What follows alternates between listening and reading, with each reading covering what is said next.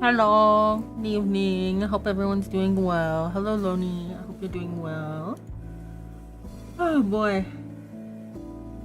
Literally, I was plugging in my headphones and there was a bug. To be specific, a stink bug.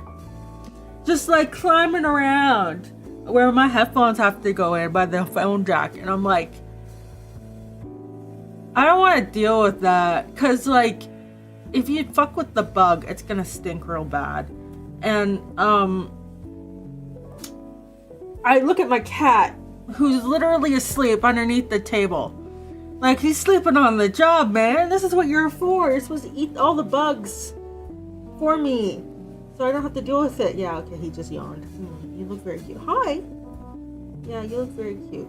Okay. So I guess I'm gonna have to get a vacuum and vacuum that shit up at some point. It went into the wires in the back of the computer, so maybe it'll electrocute itself and I won't have to deal with it. Hey, Ito. How are you doing? Dancing to D&B music with D&B. Anyways, we're gonna work on guitar. We're continuing with these upgrades. We did quite a bit last time. We did this one, and this one. So we're gonna swing up this way. We're gonna do this one, this one, this one, and this one, I think. And then probably move over to here if we have time. I can't stream too late. I have an appointment at 7:30 in the morning tomorrow. God forbid. So I have to wake up really early. Sounds like I had quite the adventure. Yeah, it was literally 5 minutes before the stream started. I was like, Hi, Charlie.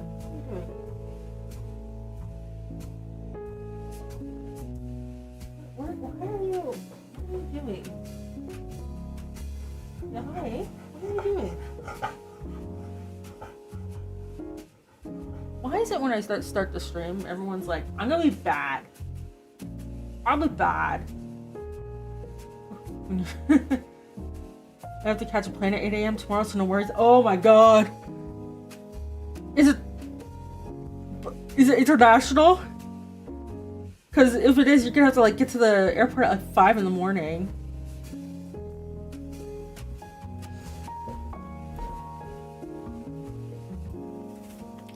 Oh, that sucks. Domestic. Oh, okay. So at least you can get there at like 6:30. So, you know, there's that. San Diego. Don't say where you're going.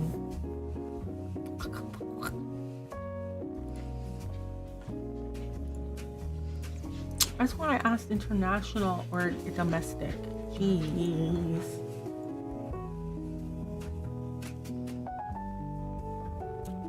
Oh, of course. I don't have to worry about stink bugs stinking because Charlie just let out a fart for me. That's great. Thanks, Charlie. I really appreciate it. They really do say, like, old fart and, like, grandpa isn't farting around. Yeah. This boy. Oh, boy. Okay, anyways. Let's work on this. That would be...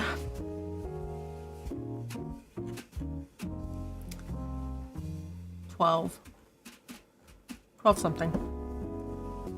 12.6? 12.5. Be 12.5. Charlie's crop dusting the room. Oh yeah. But the thing is that like he's like a nuclear bomb, okay? So he doesn't even have to crop dust. He could just like drop the bomb and we'll all die. Hi. What do you want? Maybe he wants me to lift him on the bed. 1 sec.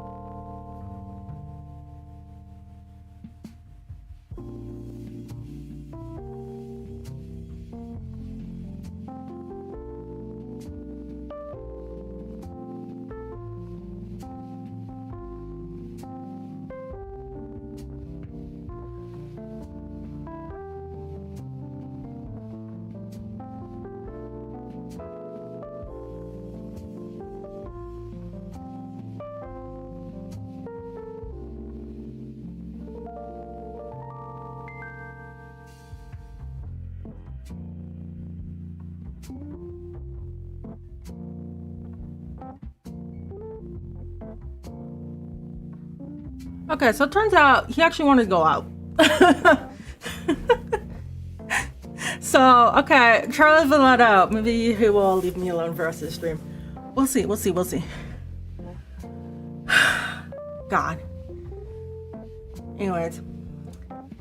You'll sit back and enjoy the chill. It'll be a few months. It'll be a new month in a couple of days. You know what that means, right? Oh, yeah. Yeah, I'm aware. I'm aware.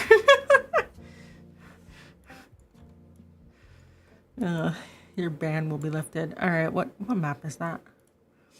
11-6,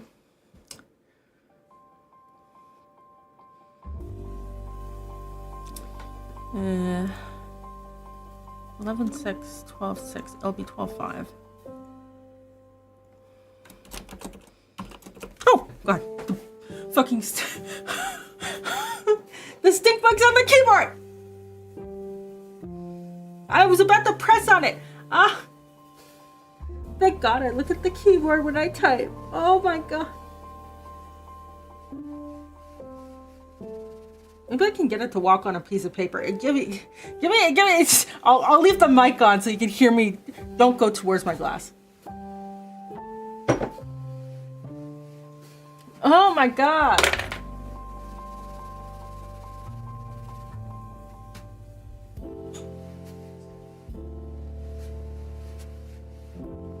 You think I can trick it to get onto some toilet paper? Maybe. Where is it? Can you walk onto the toilet paper so I can throw you in the toilet? Oh, he's going on it. He's on it. Oh, he's gonna regret this decision.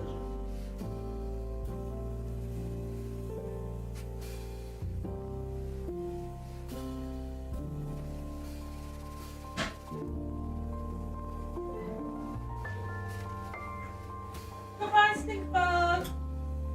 Goodbye. Oh, goodbye.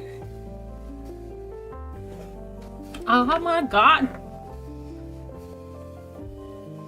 It's gone. I don't have to deal with it anymore. That was the worst heart attack of my life. Next to Gerald.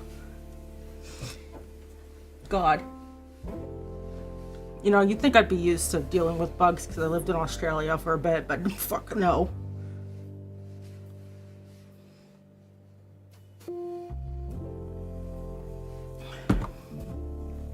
The thing is, those things fly. And it's terrifying when they fly. My cat's useless. This is literally his job.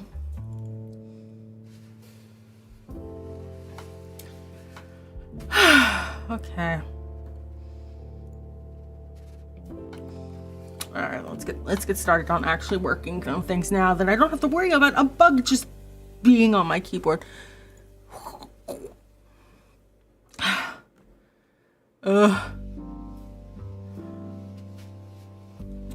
Okay, so we did 11.5, right?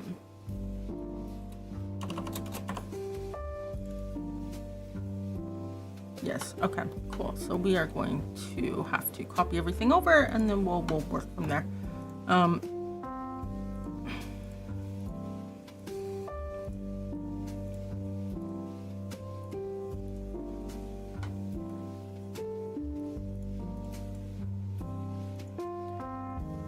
Triggers, events, instances.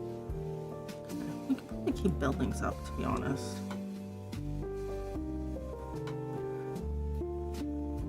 So for decoration,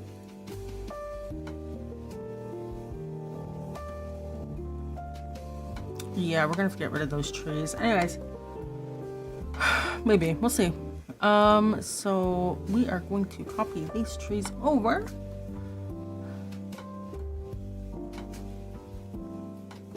It's just these two.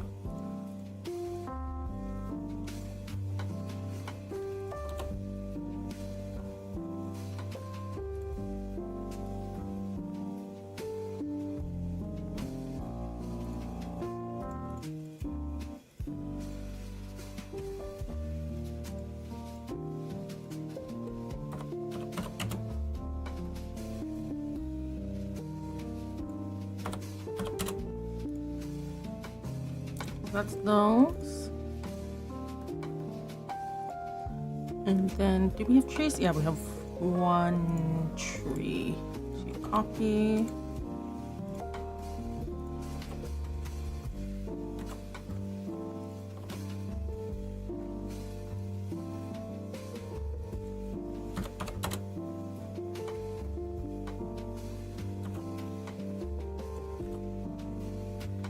What?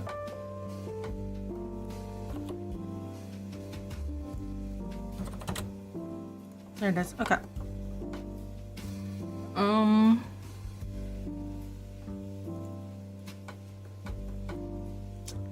Okay. So let's do tall grass.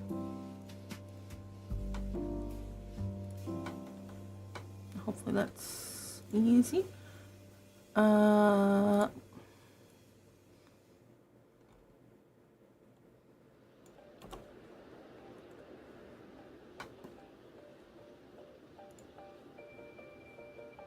Oh, is this, oh, I see, it's the wrong type.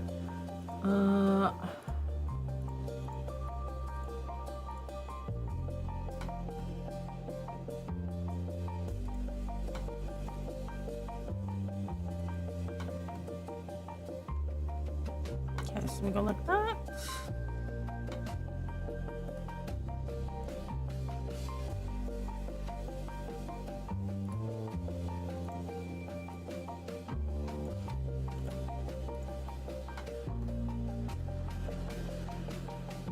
And like that. Okay. That's the tall grass.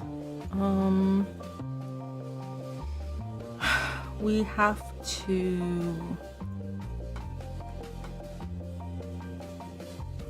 Do the decoration items, I think. That's it.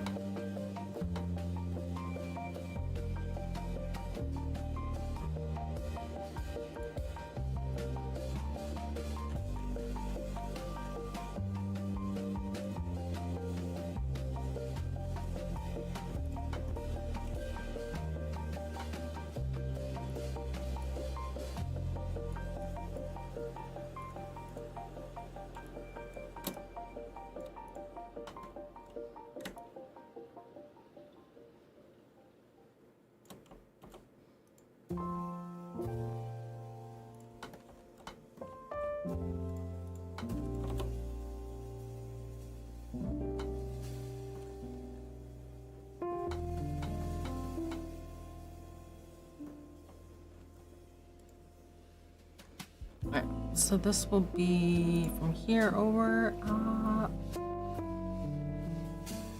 Do math. Have I worked on anything in particular today?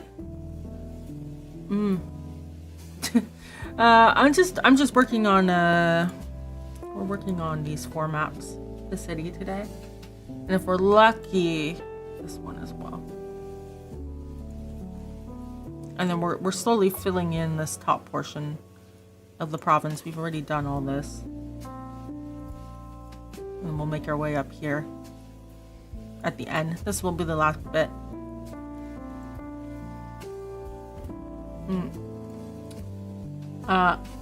What was I doing? Right, 3186 minus 2200, negative 14. Oops.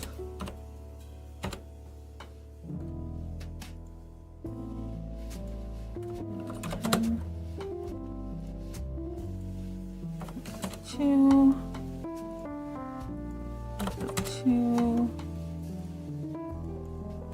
10.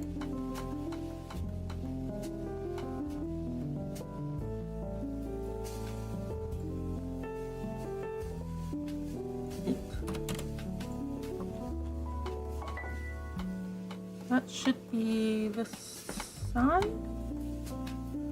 First, know that I enjoyed coding and making games. Actually, before I answer that, you know, we're reaching. What are we on Twitch? 984, and on YouTube, I think we're 9. What are we?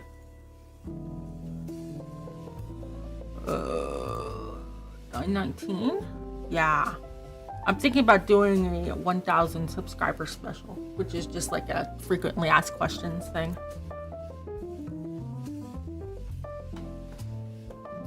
Unrelated, but since it's a question, you know, I have to make a Google form for it to collect responses so I can do it. We'll see who hits 1,000 first. It'll be surprising. It'll be interesting.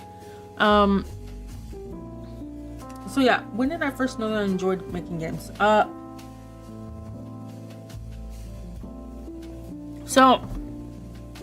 When I was 3. Oh, okay. No, I didn't break anything. I played, you know, Sonic and Kirby and stuff. And at my grandparents' house. Give me a sec. That's too far down. And I basically came home to my dad. He picked us up. Oops. And I said to him, I want to make video games. When I was 3.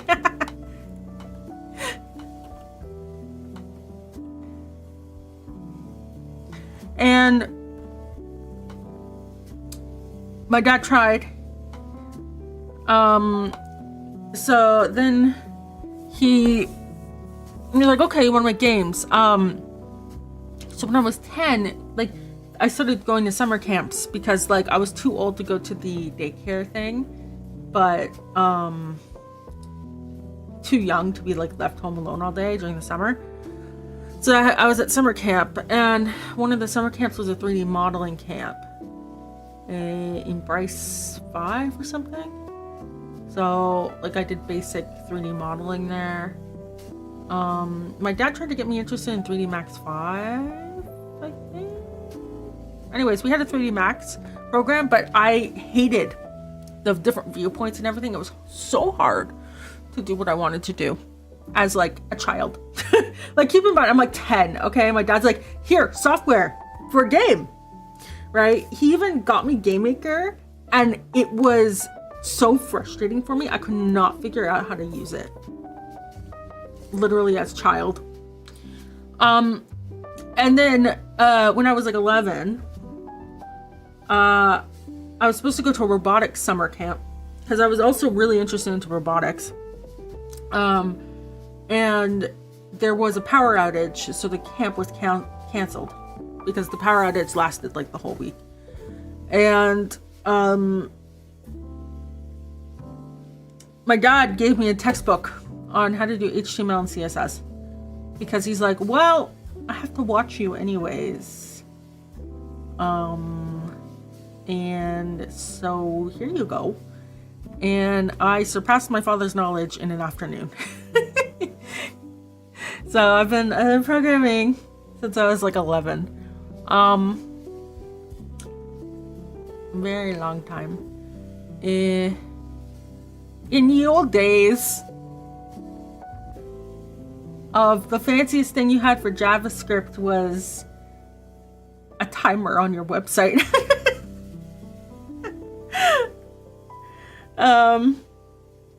In the old days, yeah. But like I did like stop animation, like stop motion, like animation. We had a little like kids camera, digital camera, and so we would like pose clay figures and take photos and make stories and like PowerPoint and stuff, or do videos and whatnot. We were very creative children. We would make stories. We would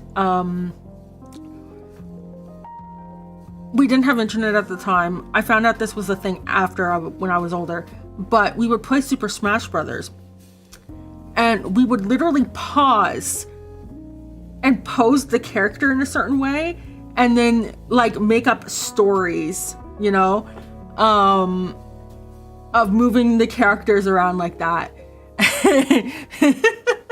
And we would do that as well. A Gumby? I don't know what Gumby is. So yeah, we did a lot of stuff like that. Wallace and Gromit. Oh yes. Yeah, kind of like that. Oh.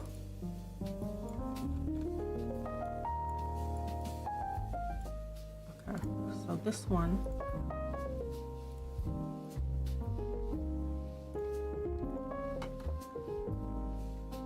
And so I can ask you a million good questions. I'll save the others for the special Q&A.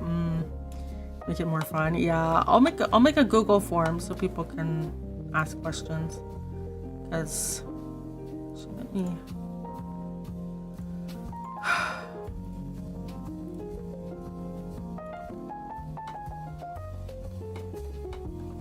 I feel like I get asked a lot of questions like, how did you become a VTuber, or like.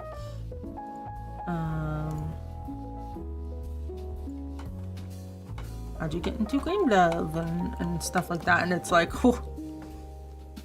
no problem. I don't mind answering the same questions over and over again.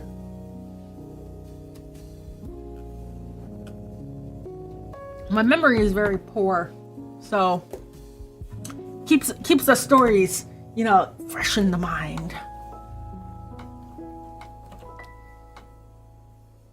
Okay, so that's that. Let me see.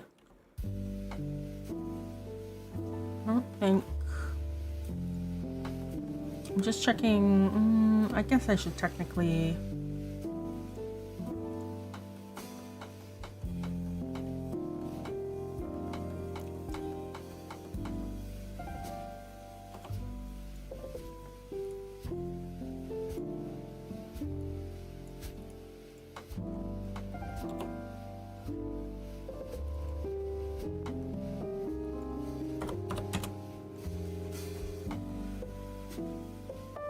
God, working in sales must be so hard. Every time I talk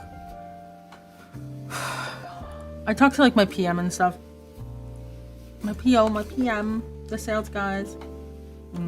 Oh boy. And they're like, yeah, we're flying over here. We're gonna talk to this client. We're gonna do this. We're doing that. And I'm just like, bro, I don't want to leave my fucking house. You get used to it for a while. Yeah, but like,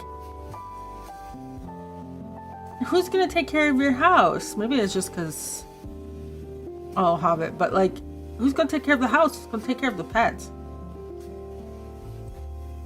Who's gonna attend my medical appointments for me, you know?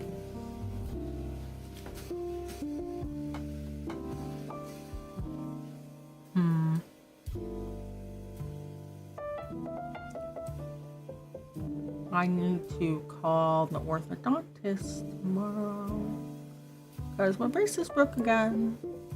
It feels weird. No pets, no kids, no partners, so it's easy. Oh. Yeah. Because that's the thing though, because it's like, yeah, you travel and you do all this stuff and I'm just looking at them and I'm like, okay, but like pets, kids, partner, like relatives, dependents, like, right? Like, I feel like you either have people who are very young, right? Or people who are like single by choice, or you have older folks who have like teenagers or adult children or whatever. So like, just like, it's not a big deal, right? Their partner's like, yeah, go. I get to have girl time or whatever. Right? I do remember having a conversation with someone. They're like, hey, maybe you should go into like customer stuff. And I was like, but the travel.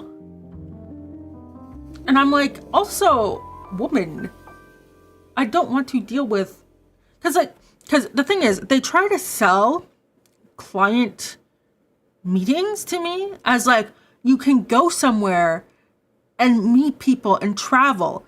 And you get all these perks, like going to free basketball games and like alcohol and stuff. And I'm sitting here and I'm like, I don't drink. Well,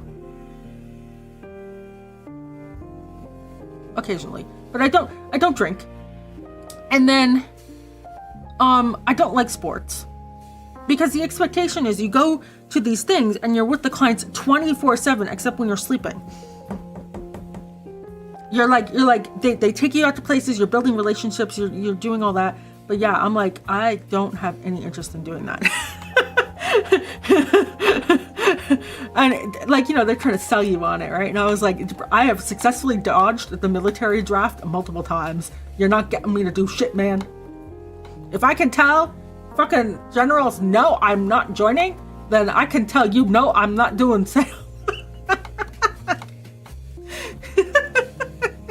There's nothing quite like telling a general no, and they're getting pissed off.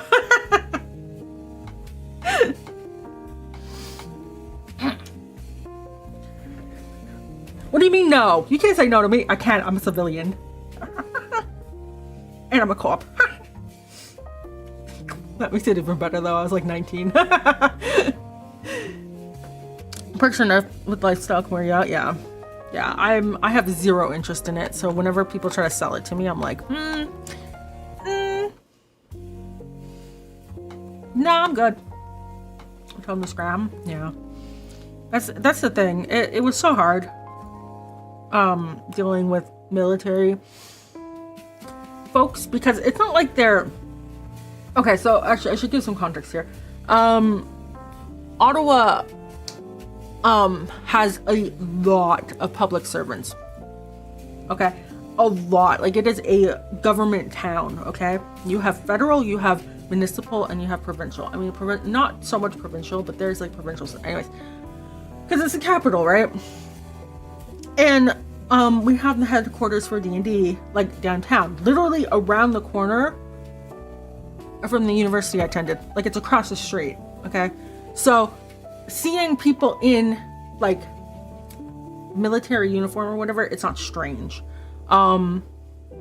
Occasionally we have military aircraft go by for like shows and stuff. Like it's not strange. I mean, if there was a tank rolling through town, that'd be strange, but like that may have happened once. Anyways, the point is, there's a lot of military personnel. You see people in uniform all the time. You see people with their government badges out all the time. You're not supposed to do that, but people do. All this other stuff, right? So I was working at a specific place, and it happened to have some military personnel, and you chit chat with them, right? Because I worked there for like a year or something, and they try to recruit constantly. There is like no freedom. I don't know how many different excuses I came up with for why the answer was no, but there was a lot. They want you to join. Yeah, like I used medical as a reason, and that didn't work. Like it just it's just very difficult to get them to back off. And I'm sure they mean well to some degree, but it's exhausting, you know?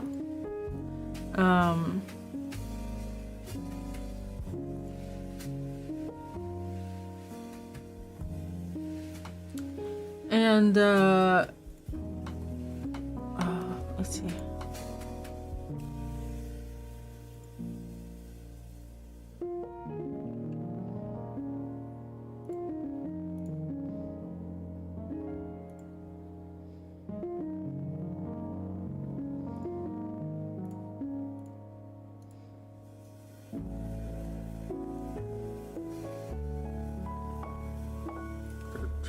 I'm just erasing some stuff here.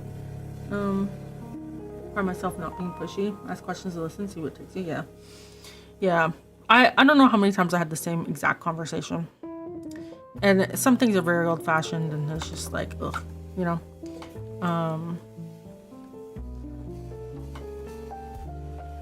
And I don't blame that too much on them, but yeah. Well, as a salesperson, right? Like you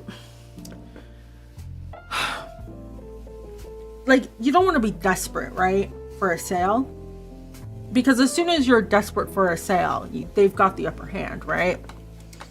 And the best salespeople are making a partnership, not a right, like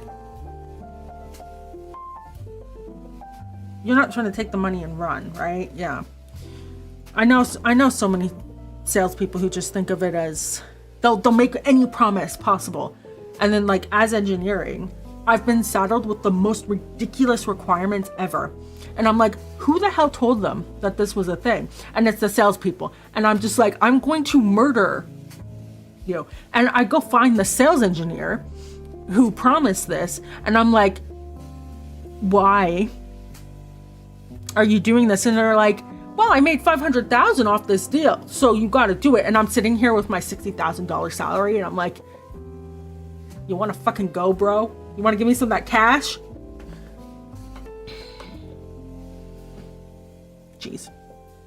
But yeah, the idea is to make me win. Yeah, because like I've had to deal with clients who are very entitled. Like people were chasing the sale, and they wanted the brand, so they gave them really favorable terms, and it came back to bite us in the ass because they were constantly requesting stuff and constantly like wanting things changed. And I was like, who allowed this contract? Like, did they not consider that someone would abuse this contract? Because the contract was written in a way where they could abuse it, but no reasonable person would. And I was like, they're abusing it. Like, you always have to write your contracts assuming they might abuse it. What are you doing? Anyways. Like you said, the used car salesman shtick can bite everyone. Yeah, it's...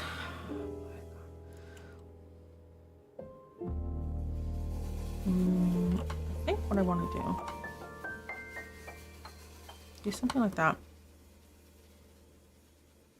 Let me turn on building. Oh no, building's already on.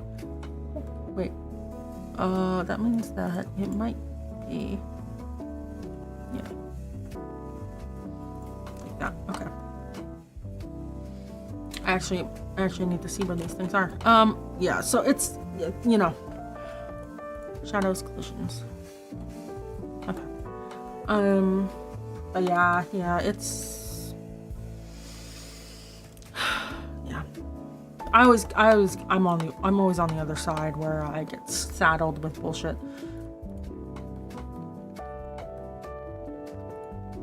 But yeah, whenever people talk about all this travel and they try to sell it to me, I'm like, no. Why on earth would I want to do that? Like, I remember someone was saying, like, oh, this person isn't performing very well remotely. Maybe we should get them to move to the city. And I was like, if you told me to come and move, I would quit. And it just the look of horror on my manager's face. I was like, yeah, you don't get to decide where I live.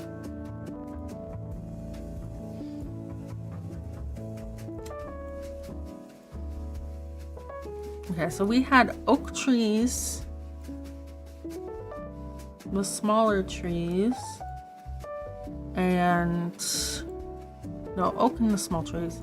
And then a couple pine trees on here is okay. So yeah, no, that's what we'll do. That means I have to swap out these trees. 4.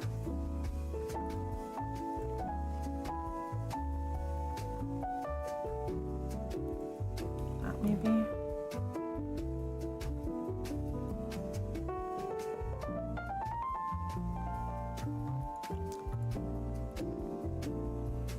That's fun too. It takes a rainbow to make a bag of Skittles. Need good creative folks, good talkers, good fixers, good question askers. You did watch where I spoke about batch testing. That was pretty interesting. Yeah. Be informative. You're welcome. Yeah.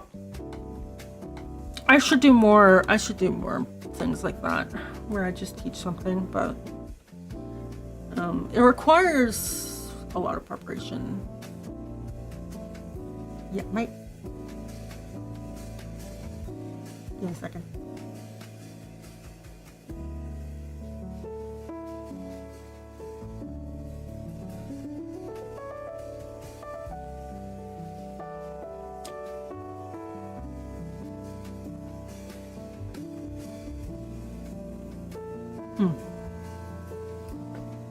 Wire feels funny. Yeah, well, I have to routinely sell people on unit testing. Routinely. Today I was selling people on automated testing again. Some people understand the value of it. They just need like reassurance that investing in this work is worth it. Other people think that anything that gets in the way of getting their work done is not worth it. They put the value into the number of tickets closed and the number of features pushed and the number of this done, right? They don't put value into preventative work like documentation, right? Writing magic numbers into variables with names so that you know like why we have a magic number here. Standards, unit tests, designing architecture before you implement it. Like, it can be very difficult. Okay, so I want, let me see here. So it's gonna be dense down here, so we're gonna have a little bit of density here. Oh my, a little bit of density here. And then we're just gonna, I might put, actually there was a little small tree here. I'm gonna put that back. Yeah, it can be difficult to convince people the value of things and the value of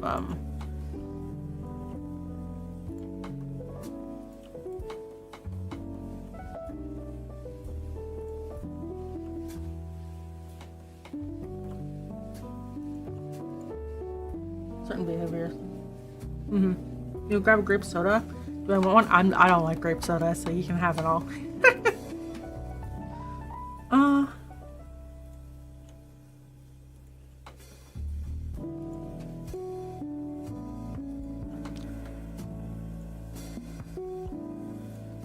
put that there. Okay, that should be okay for the trees.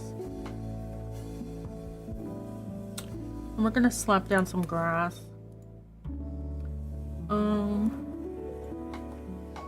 What are we doing here? Lots of little pieces of grass.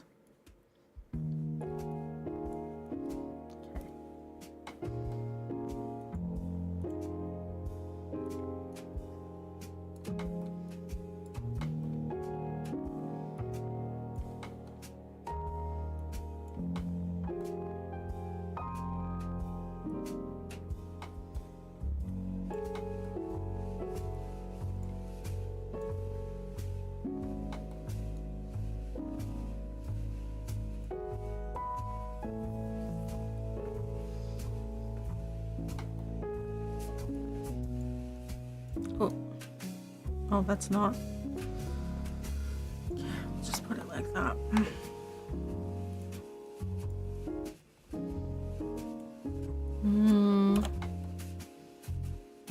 We're gonna put that there, maybe one there.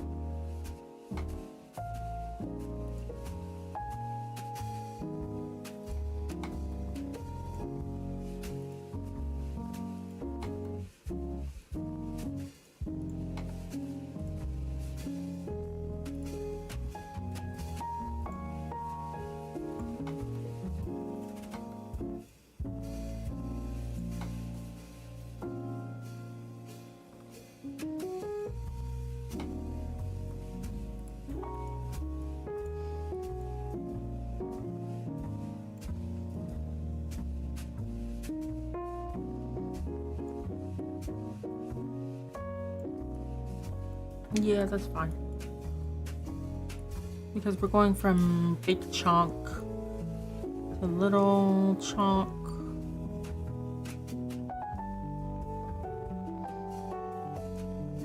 Okay.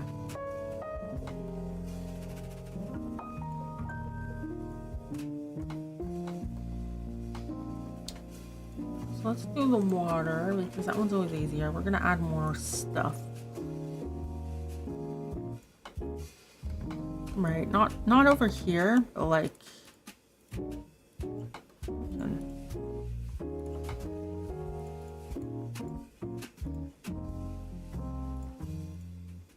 one of the reasons we're having less stuff was originally I was worried about too many items.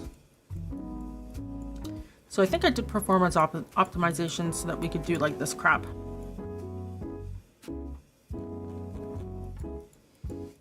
Which means that I can go back to like here and just put in more density, right? Like this.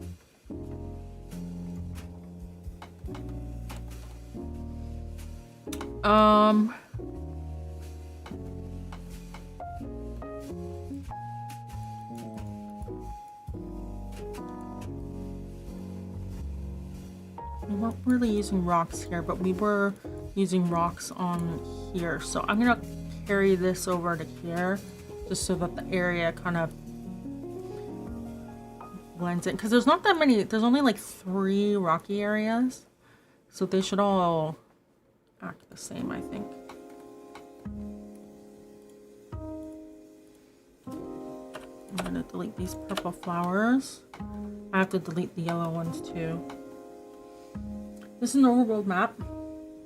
Towns and building. Yeah, so this is the game stitched together. So this is the overworld. Each one of these is a single chunk. You can kind of see the chunk border. Like here with the water.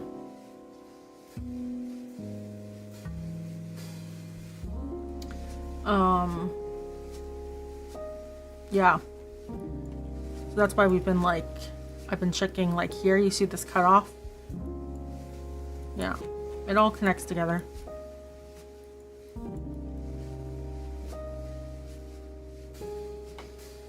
When I'm done this map, I'll walk around in the buildings here so you can see them.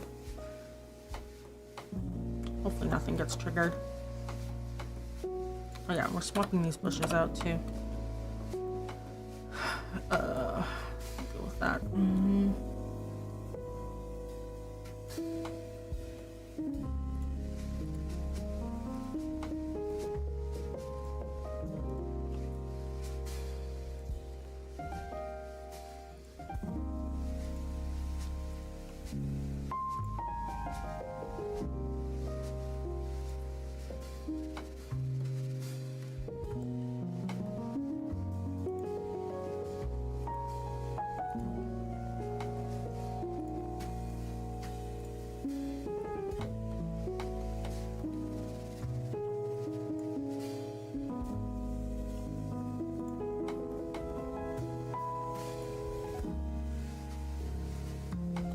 Need some more Oreo.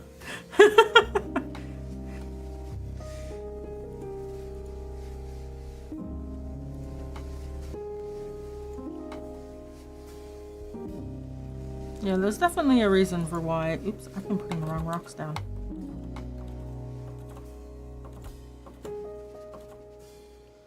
This one.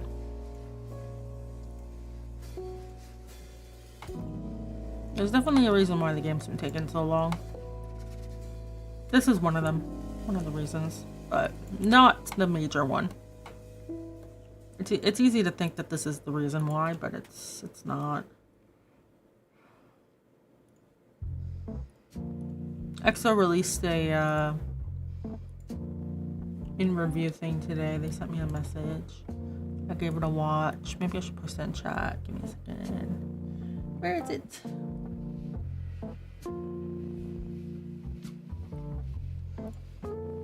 There's a little clip of me scolding scolding them. Here you go, Twitch. It's Twitch. And then where's YouTube? There we go. It takes as long as it takes. I mean, you say that, but like, it's been 14 years in March. So, you know. You're making progress. Yeah. Yeah, it's just, like, I'm making progress. I have to keep telling myself I am making progress. Like, don't worry too much. There are plenty of Kickstarters and stuff that literally don't update forever, and then people start asking what's going on, and then they start posting updates. So, like, in comparison, you know, I could be doing worse. But yeah, I'm not really where I want to be, and you know,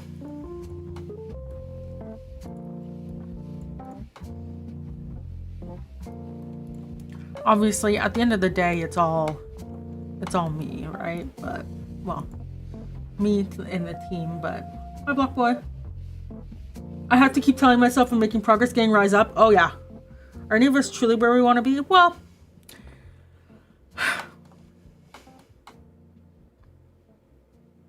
what we have when we have it, yeah. Like, I think if I went back in time, I would do things differently. Like very differently. But like, you know, can't go back in time. So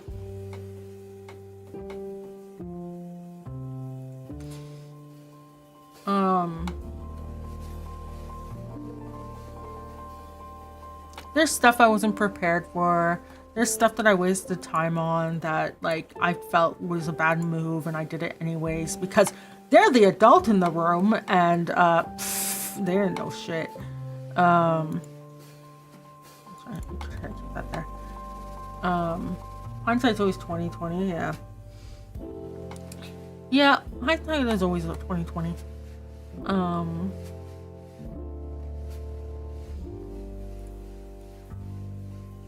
I do think it would be nice to do a retrospective on Gatelo when I'm done, but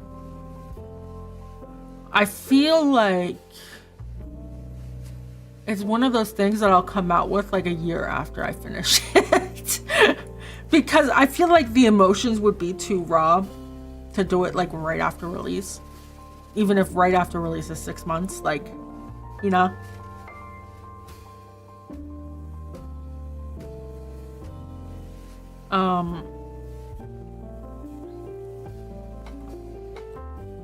I think that's good for rocks.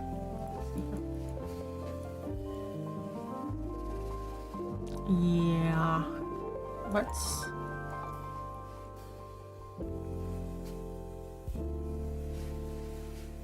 We have dirt gaps here, but not here, so we don't need them here. We're gonna need the yellow flowers. Let me put... Oh, but we have dirt up here. Okay, maybe... Give me a second. Maybe we put up some blotches.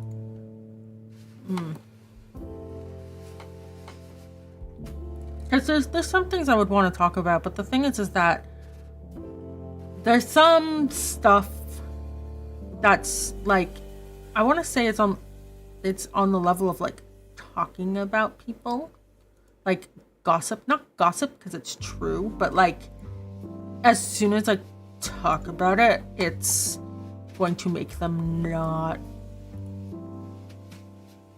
look good. And it's like, this is a reality of like game development, but like it's strange because it's like, do I talk about it? Mr. Rogers' Neighborhood. Oh yeah, I watched Mr. Rogers. It was good. Yeah. It's like, do I talk about it because I think it's valuable, or do I just stew on it for like years? Right? Like, you know how like people will release a game and then 20 years later shit talk their coworkers on the game? Like, I feel like it's one of those situations where I need to like shut the fuck up for 20 years. But then I'm sitting here and I'm like, it's been 14 years. I'm close to it. So, yeah. Maybe I'll be one of those implication things. Oh, they're not saying anything about their work with this person. I wonder why.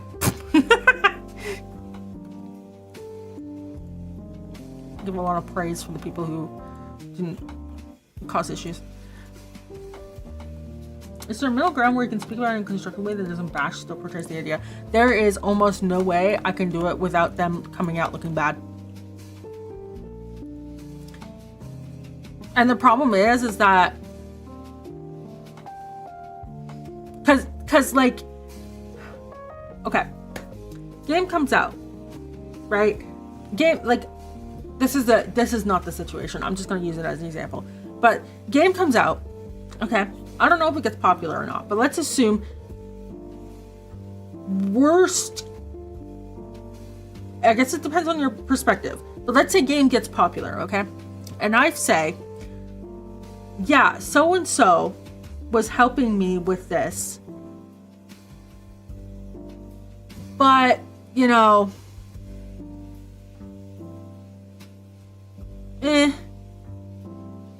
right? Right. Like, I'm not saying anything, but you understand from the context that, you know, and if the game gets popular, that hurts their reputation. And so in some people, I've dealt with people like this. It doesn't matter whether it's a big thing or a small thing. They will retaliate, right? And they will just like cause drama and everything. And I'm like, I don't want to deal with that. Right? Because, like, think about it the other way, where, like, maybe I'm lying, or my memory of the events is wrong, or, you know, all this other stuff. Then it just becomes like he should, she should, blah, blah, blah. It doesn't matter, you know? We got ads. So, it's like, I want to talk about the reality of the situation, but at the same time, yeah. I might just imply it by not saying anything about certain people. Or certain situations that happened. Yeah.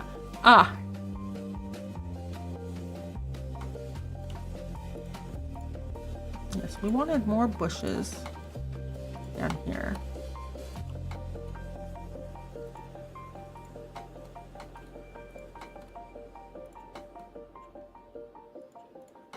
Right.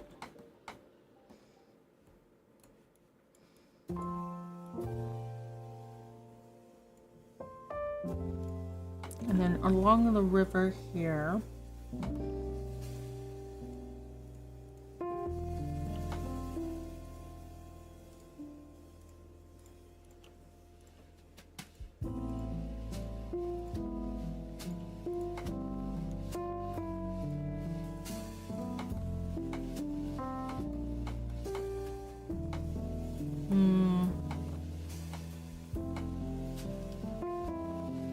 yeah, we don't need it in the city. I think that implies it enough. I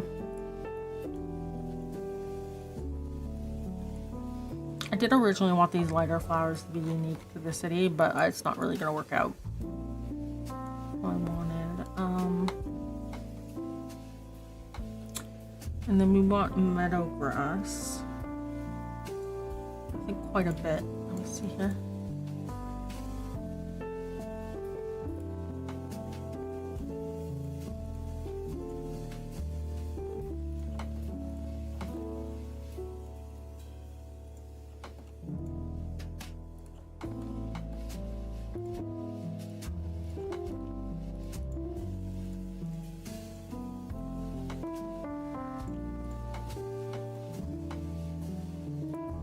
Because up the road here, there's going to be a big field. We can apply it there.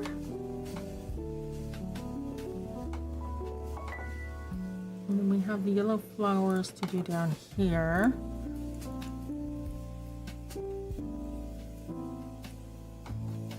Here-ish.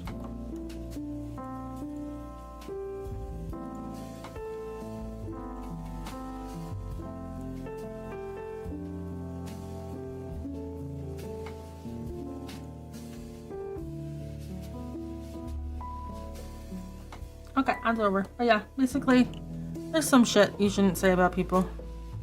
Because you never know where it's gonna go. When you make decisions, how much thought do you typically give before acting? It depends.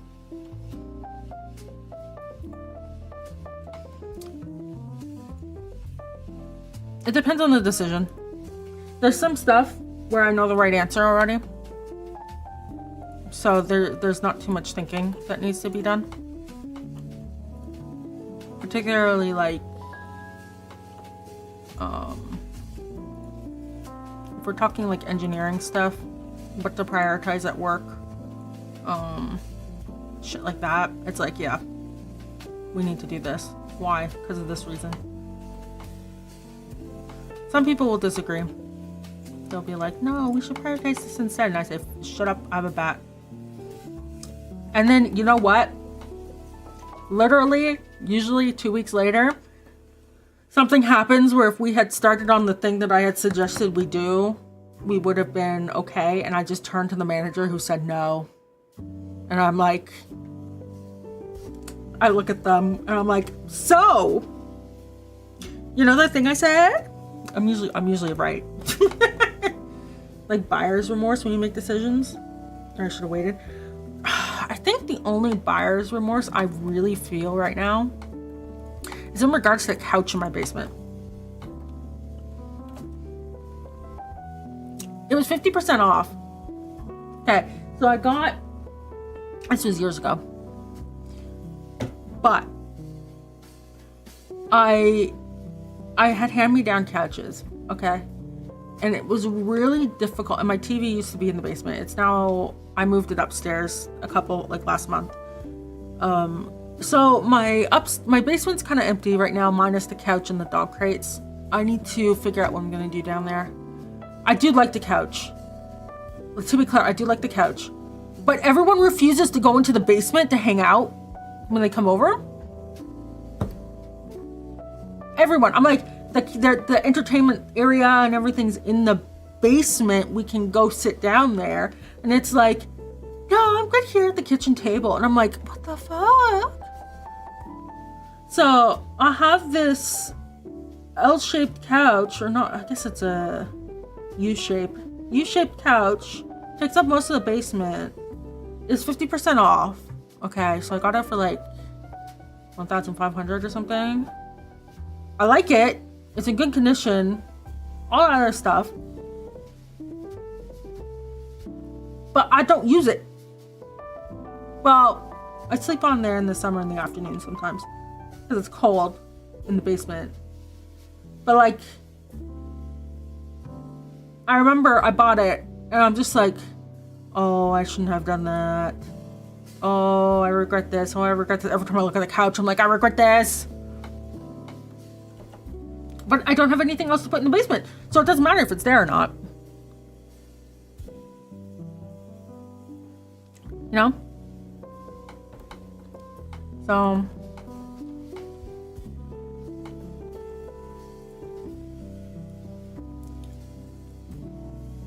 yeah, we want more green. Okay. So over here where we have these yellow, these yellow flowers, I'm gonna replace them with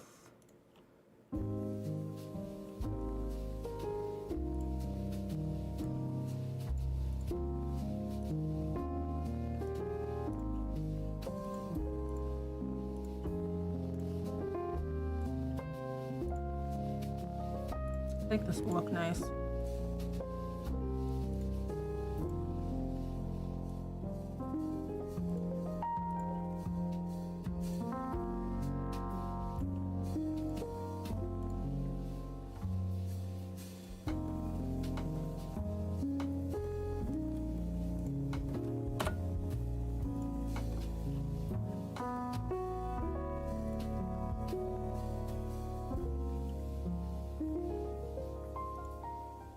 This might need to go here.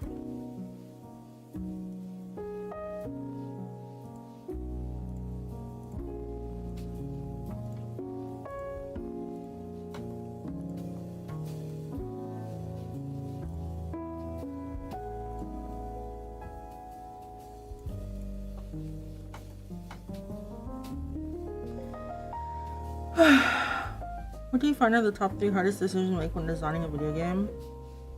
You make a lot of choices.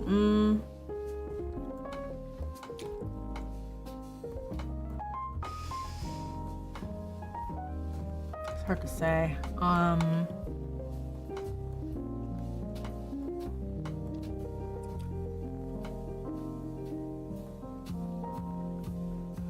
Because the decisions you have to make depend largely on the genre.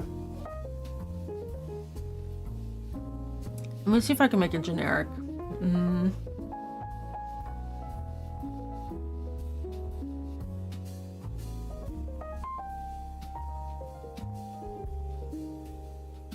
Okay, decision number 1.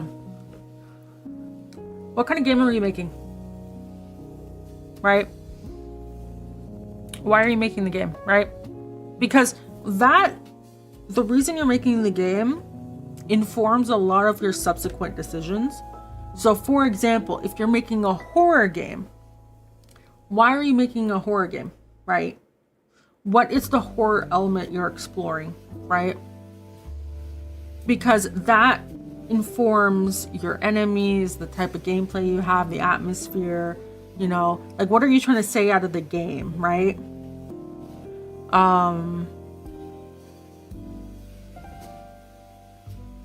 Gatela came out of, I was sick and tired of RPGs focusing, like basically they would start off very local, and then you're fighting God, and everything's resolved just by fighting God, and it's like, I got sick and tired of it. Right? So that's one of the reasons why the game is what it is, right? Let's swap out these bushes to be this here.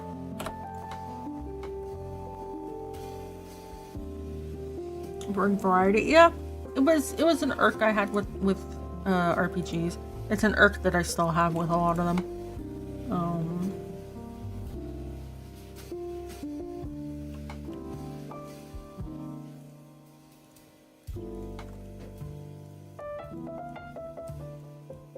But let me get rid of color change for a second. I'll help.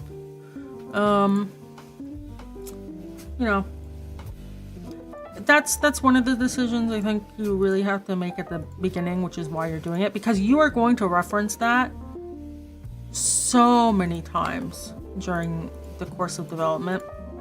Whenever you have to make a decision, it'll be, does this reinforce the core reason for why I'm doing this, right? And if the answer is no, then, or it works against it, right? Then perhaps it isn't the best decision to do, right? So that's one of the main things you have to, the hardest decision, because it informs the rest of it. The next one is, I think, budget. For games. How much do you want to budget for the game?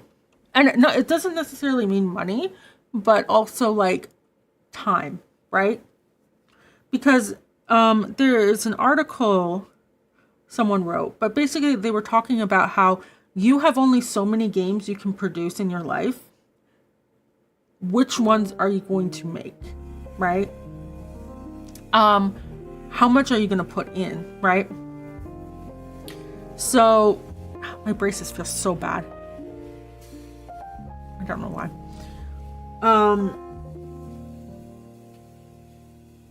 So when you're talking about, like, you know, I've put in 14 years into this game, is it worth it? That's absolutely different per person, right? There's going to be, this game is going to come out, and there's going to be people who will say, you could have made all these other things and, you know, whatnot, right? And you spent all your time on it, but like, you know, it's up to the person, right? I think it's worth it. That's why I haven't stopped or canceled the project or anything. That's why I put in time and money and, you know, stuff like that. Not everyone is going to feel the same or think that it's a wise decision, but it do be how it be, right? Resources are subjective, yeah. So you have to decide, right? Like, where is your cutoff for the amount of money you can spend? Where is your cutoff for the amount of time you want to spend, right? That's why having fail points are very important, because it's important that you don't waste your time and money, right?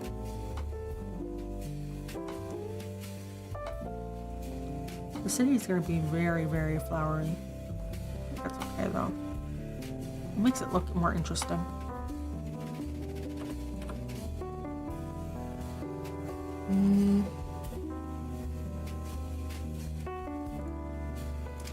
The last decision's a little hard. I guess it comes back to giving you back when you put in. Not quite, because like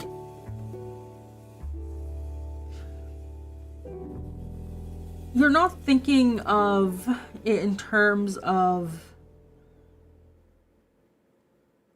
even like ROI.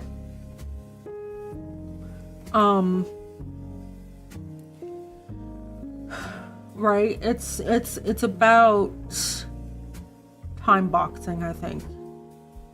Or money boxing. We can polish something as much as possible, but and iterate and make it better and better and better, but like, when do you stop? When do you realize like it's not worth it, or you know, stuff like that? Time boxing? Oh, okay. So, I thought you might know. So this is, maybe it's more of an engineering concept, but the idea is that when you're doing research, you can research something so fully, okay? But at the end of the day, you have a task that you need to get done, and you only have so much time that you can spend on it. So when you're like sprinting, for example, you time box an activity to maybe like a sprint, or maybe like 2 or 3 days, right? When you're investigating a really hard bug, right, to see if we can fix it, or we can reproduce it, or something like that, right? You say, okay, I'm going to spend 3 working days on this task. If I can't reproduce it, we have to kick it back to the person who reported it, because we're wasting time. And it's not a matter of like satisfaction or anything. It's, you only have so much time to work on things, and you can't spend it all on that one thing. Yeah, you call it a cycle? Okay. Yeah, so you time box, right? You say, this is how much time we have allocated to this, and this is what we're going to spend it on, and we'll get as far as we can get. Kind of thing. Okay, so I think up here, I'm going to swap it for these bushes instead. And then here, these will be the,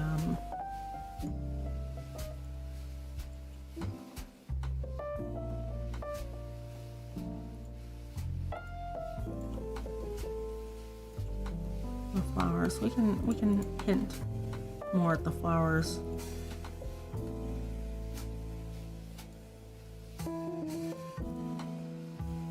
Setting realistic, practical goals and milestones. Yeah. That align with the why. Yeah.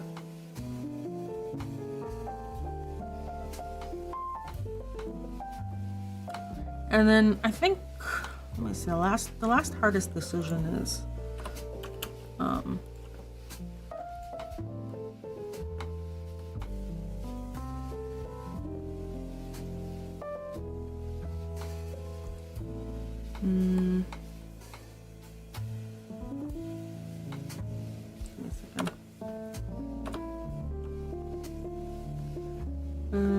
these will be swapped out for this.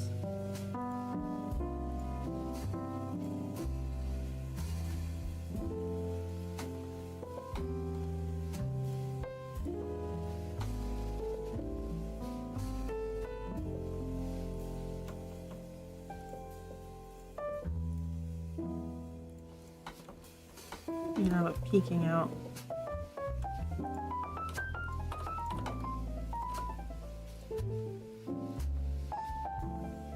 Hi, Smiley. This seems like a chill game. Yeah, kind of. And Victorian steampunk RPG with debate battles. Where's my thing? There you go. There's a demo on Steam. Or itch if you prefer.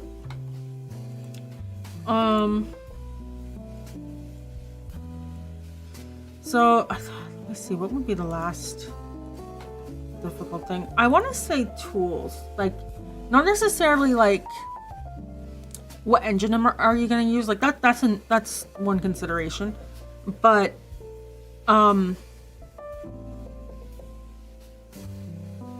it's like the pipeline, maybe the development pipeline might be the third hardest thing to do when you decide for games, because that is going to inform a lot of your decisions, right?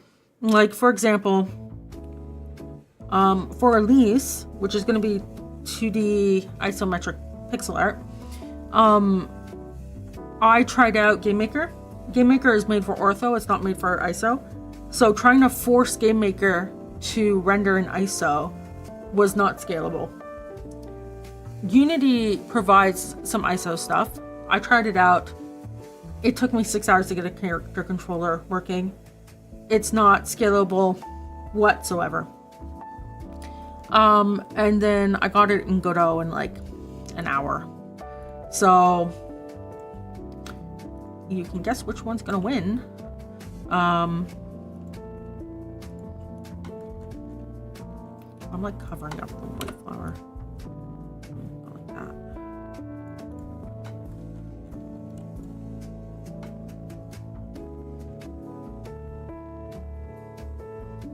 It's okay. I feel like that's unique. Like the yellow. Purple, yellow. You would influence marketing, availability, accessibility, other major portions of production and scaling. Yeah, because like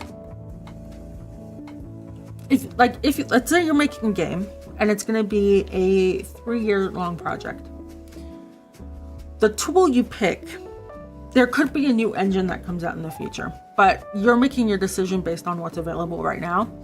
And does the tool that you're picking to do your development check all your boxes, right?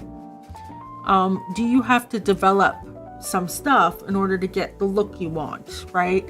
Like doing 2D in Unreal, although possible, might not be the best option for you, right? Doing 3D in GameMaker, doable. Is it the best option? Don't know, right? So once you know what you're making and why you're making it, right? Then how much time you want to allocate and how much budget you want to allocate, then you have to decide on your pipeline, because as soon as you decide on the pipeline, and deciding on the pipeline can be like that's why pre-production exists. You're like making a vertical slice so that you can like expand on it, right? That's where your failure points usually are. So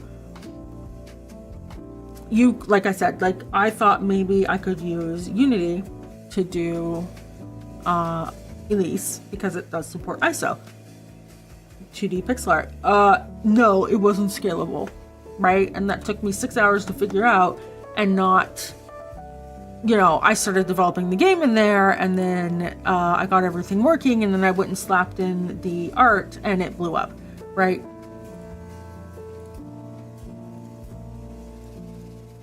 I think we're good. Okay, so let's load in maybe down here. What is that? 410-2398.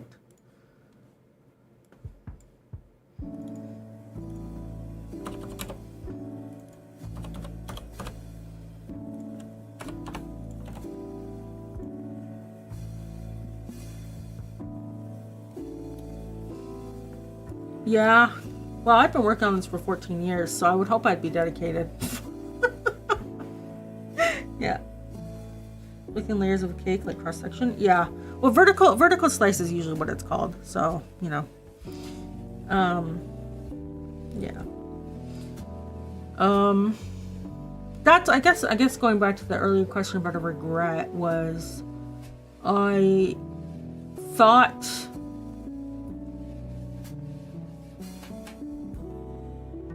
my estimates for scalability for Catala when I was doing this originally in Kukos 2DX was not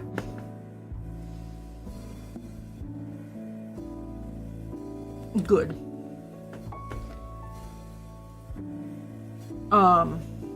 It was such a slog to get through everything. And I didn't realize how much of a slog it was until I started like calculating time I was spending on stuff. Oh, thank you for following.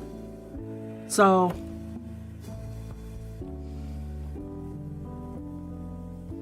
yeah, so okay, I can show you some of the buildings and stuff here.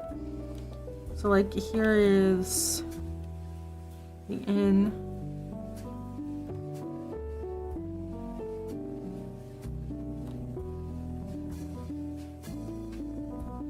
This is a department store.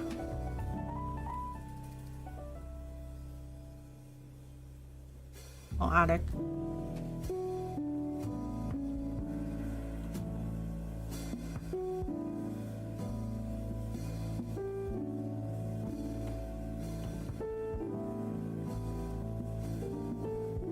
Someone's house.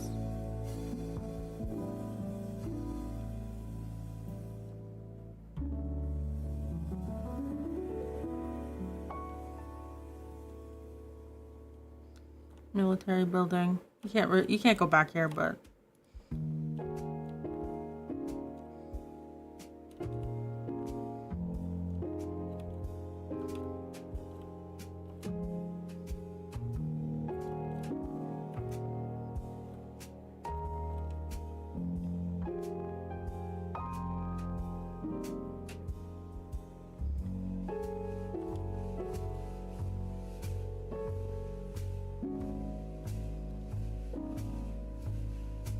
we'll go to the other maps, even though I need to update them.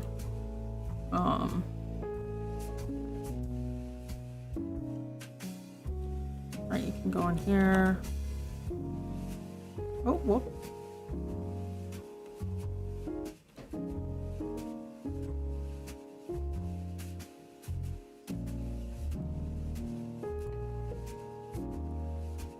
That's interesting.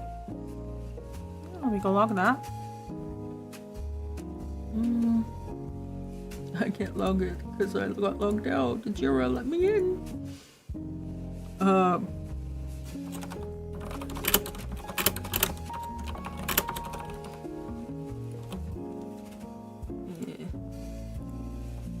Let me. Which house is it? This one.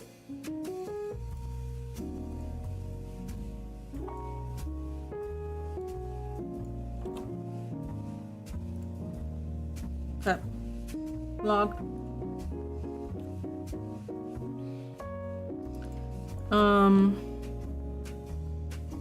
Yeah, we're gonna do this section should be pretty quick.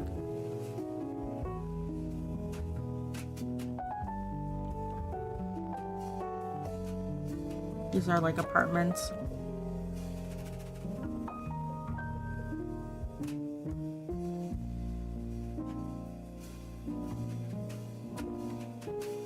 Originally, I was gonna have an art gallery in the city, like this building over here. It was supposed to be an art gallery, but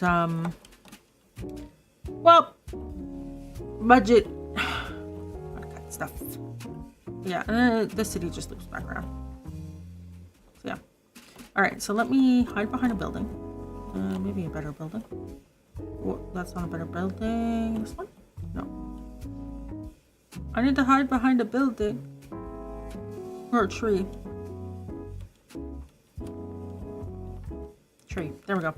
Is it tab?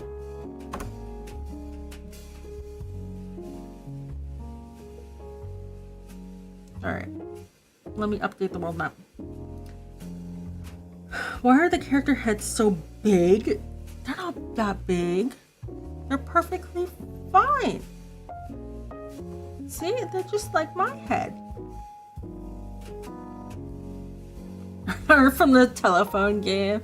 No, I saw fan art from way back when that I could use, but then I have to ask everyone for permission to put it in, you know? So, yeah, okay, there you go. Now I'm back to normal.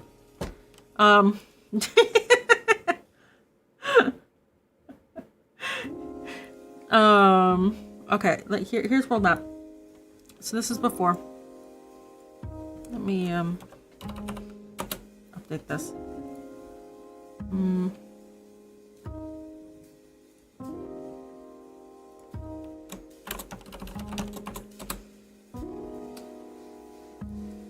Oh, I'm sure you can survive, Ito.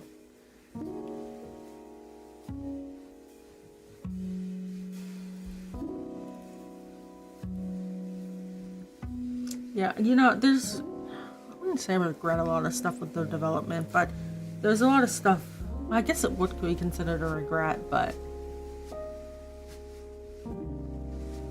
there's a lot I learned.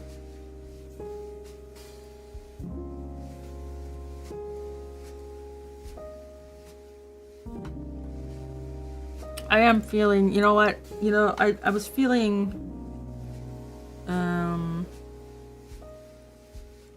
wait, give me a second, let me update the PNG.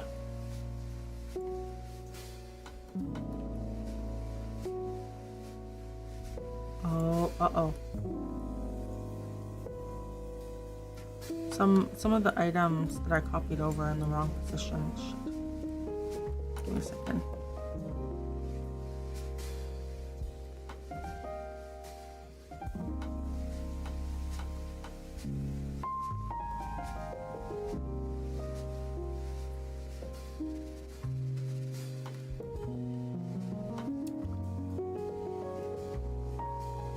Okay.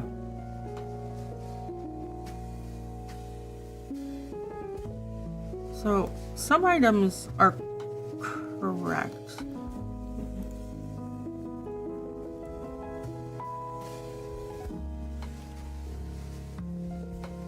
This one's wrong. Like, everything on this side that I copied over is offset wrong. So this should be at what, Y level?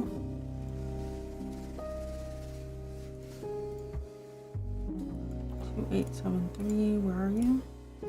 Ooh. Okay. Well, let's fix it.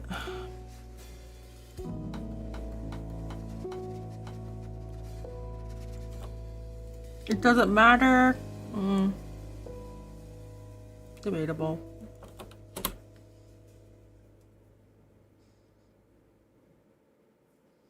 Am I a tea drinker? Oh yeah. Oh, I drink some tea. I haven't recently because I'm trying to use up stuff. I do have a lot of tea to use up, but a lot of it's like tea that's good for iced tea, you know?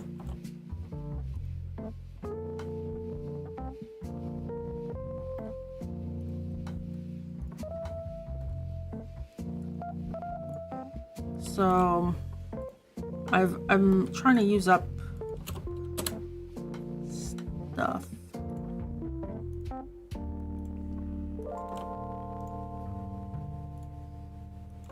I should have realized when that was in the middle of the road.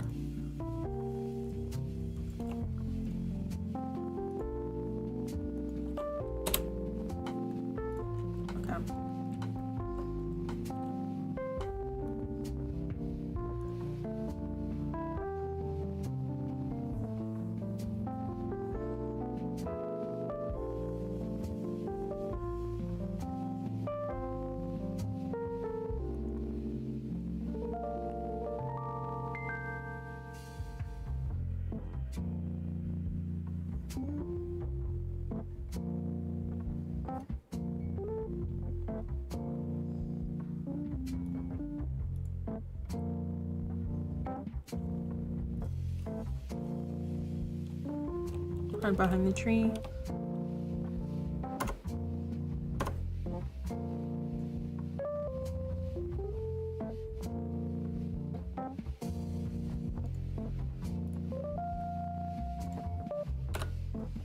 Update that again. Here, hold map.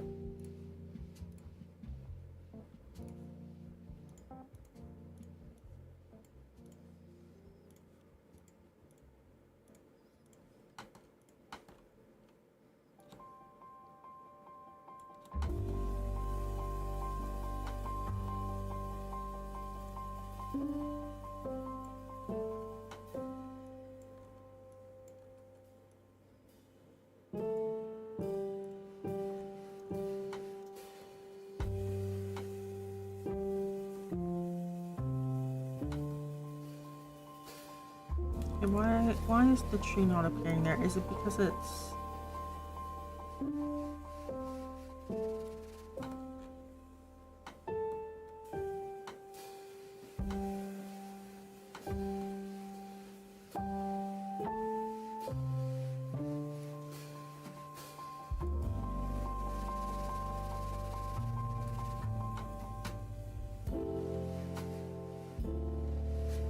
It might just have been called. Okay. That's fine. Okay, let me save and export, and then I'll show you guys the new version. Wait. Alright, yeah. So this is what it looked like. Okay, keep that in mind.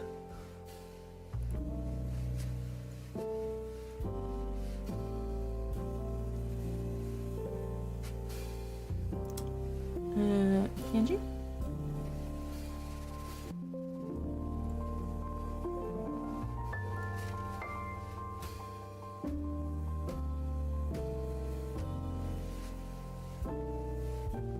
Alright, I'm gonna swap it.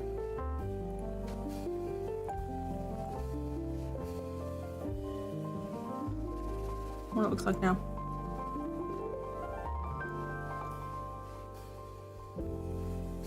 I think that looks a lot better.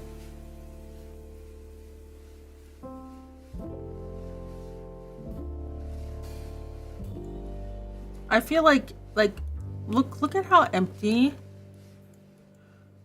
the vegetation is here compared to like this. Like it looks immediately more interesting.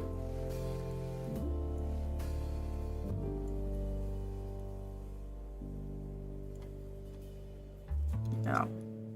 That was like you can see, like now that we've got enough of this going on, you can see why this up here, this is how it used to be, is not as good as even like something like this. Right? Or like this. Like even the big empty areas look a lot better than that. Right? Because you can tell there's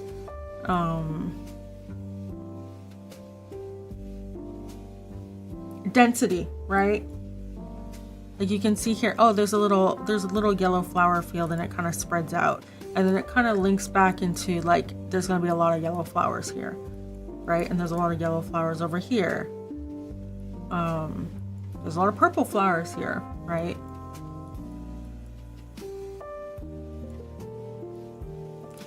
Okay, so we're gonna do this one. It should be quick, and then this one up here should also be quick, and then this might take a little longer. Yeah, that's exactly the reason for it, because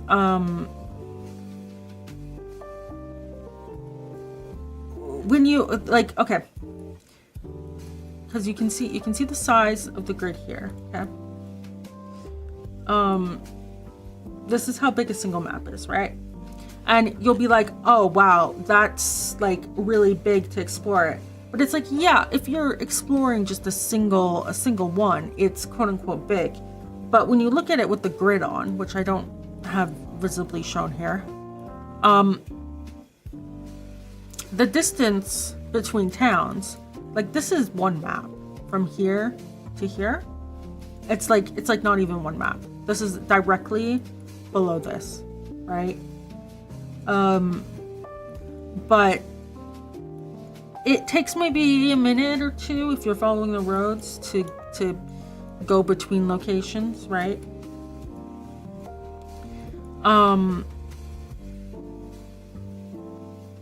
And it really helps when you're in the wilderness, especially like consider over here, right? There is, you have sections where it's like the forest trees, the pink flowers, you know, but you can see when you zoom out, right? The more north you go, the more green there is, right? That's on purpose.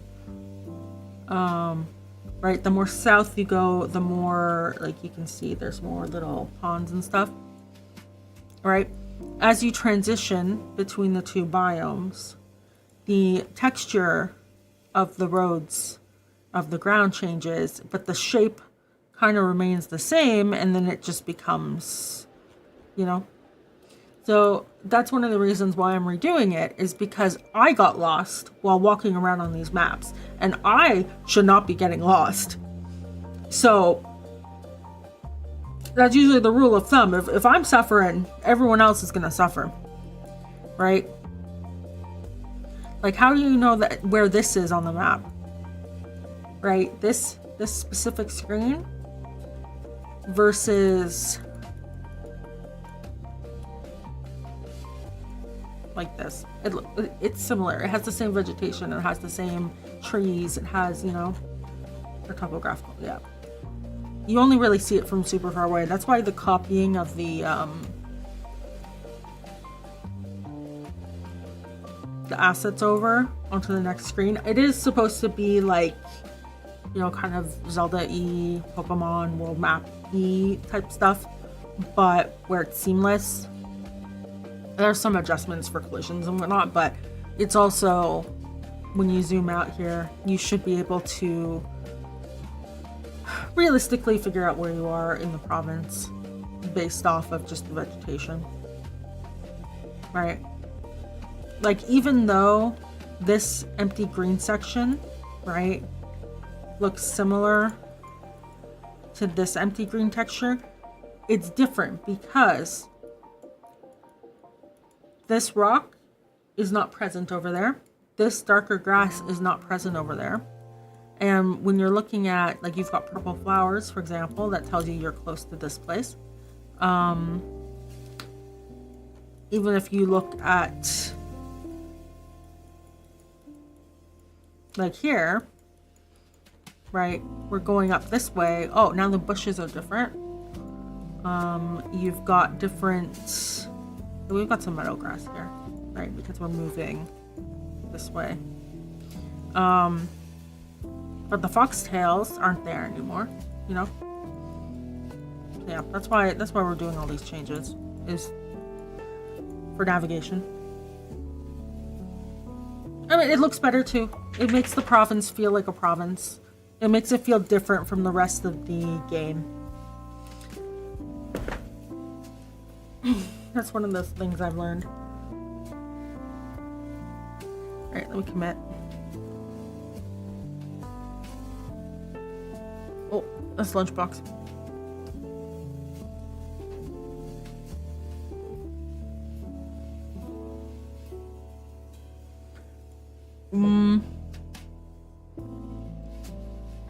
You wanna update their work?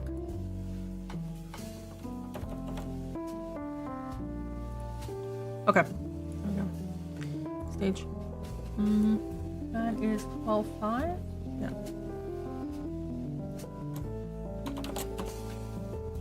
Three 912 updated.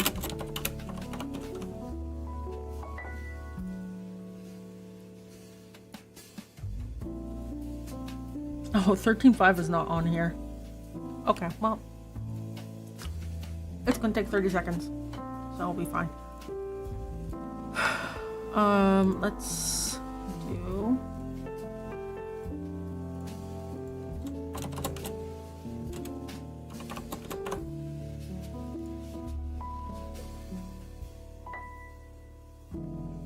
Sorry, that's okay.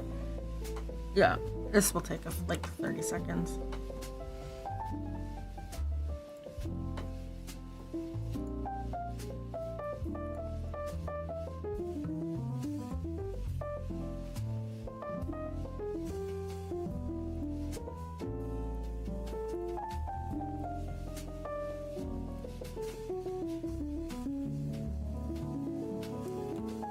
Water decoration. Yeah, so we want to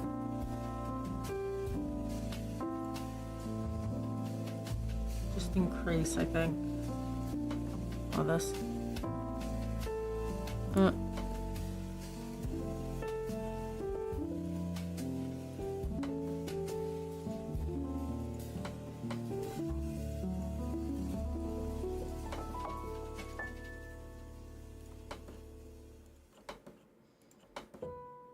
because we can, because we have the added density. Not as much as over here, of course, because that's different, but... And then I want to put...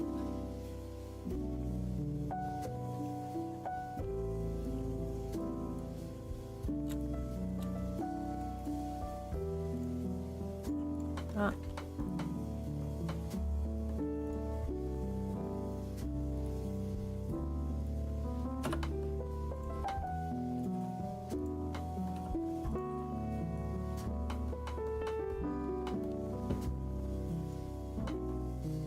Hi Paul, how are you doing?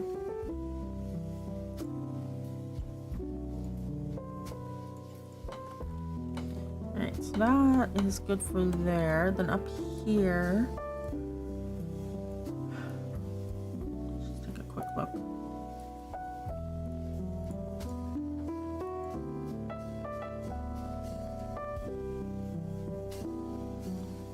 So we'll probably want to put...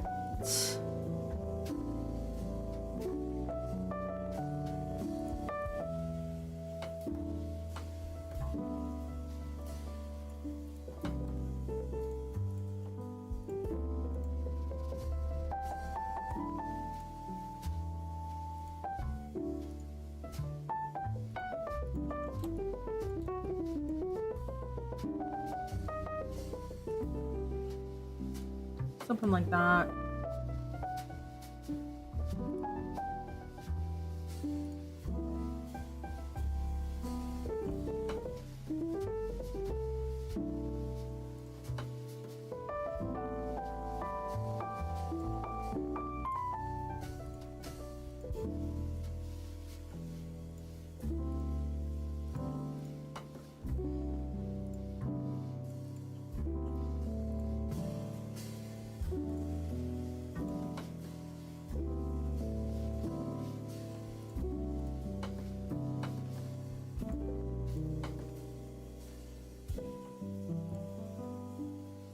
That looks nice. We can throw in maybe a couple underneath the roof.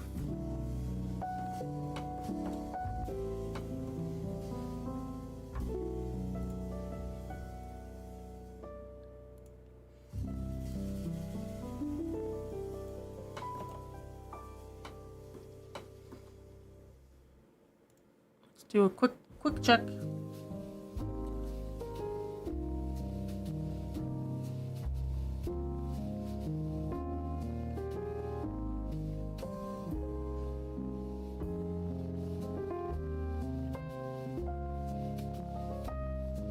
You beat Fifth Palace at Big Bang Burger Company. Oh, I think you're getting close to the end of the game there. How many hours are you at? Are you at 100 yet? Who have you ended up dating?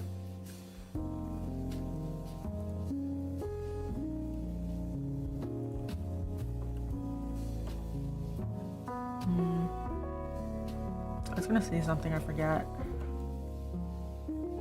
Was it about regrets? Maybe. 92 hours. Oh my. Yeah, I'll do it.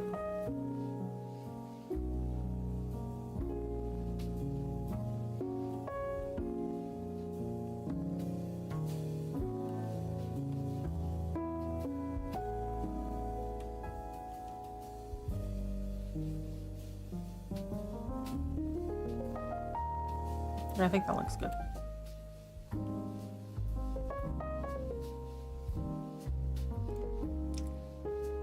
Okay. So that's 13.5.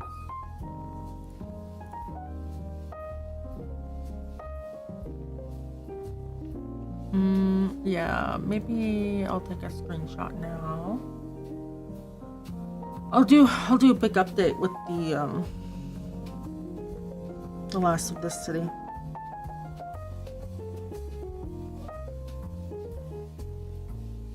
Because this one and 13.4 are 35 and 13.4 are easy for the update.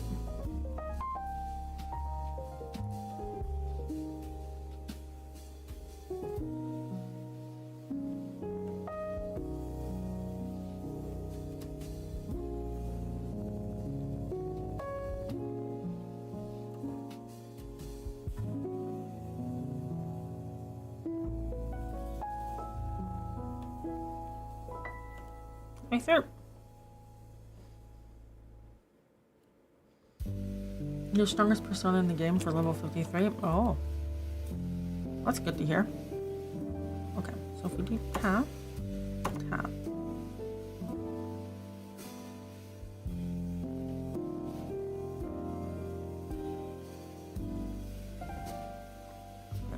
So you can see actually, where am I? There I am. Yeah, okay, the game's gonna be wonky. Okay. So change the frame buffer, that's fun.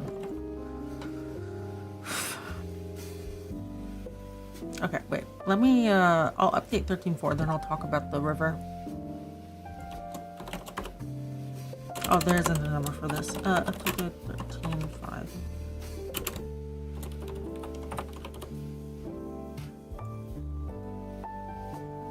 Okay, and then we'll do 13.4, which...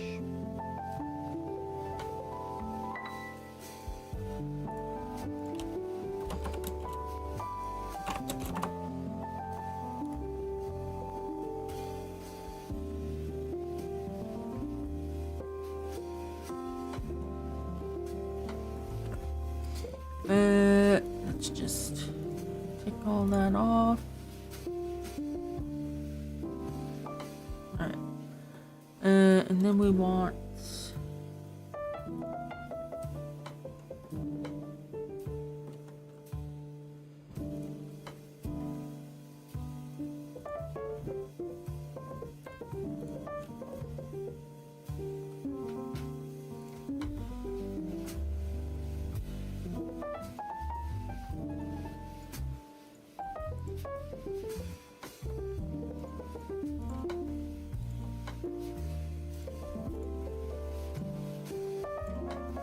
maybe I should put passive animals back on.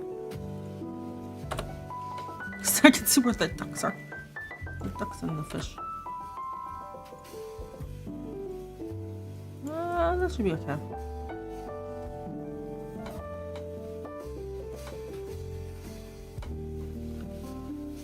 Okay, and then we're going to replace this tree with something. Because this tree's too big.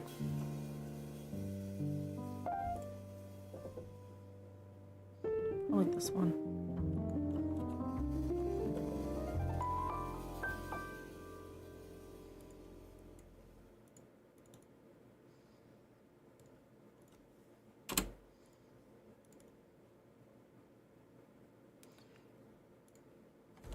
Okay.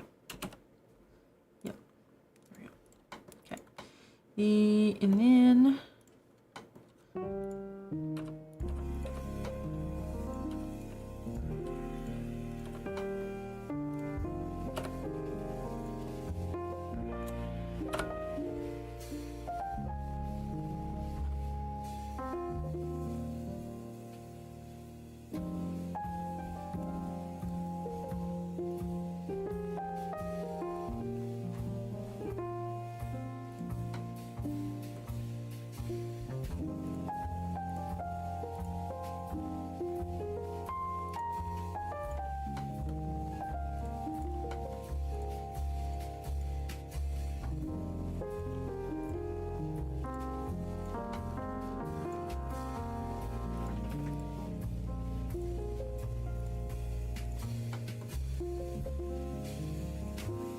welcome back.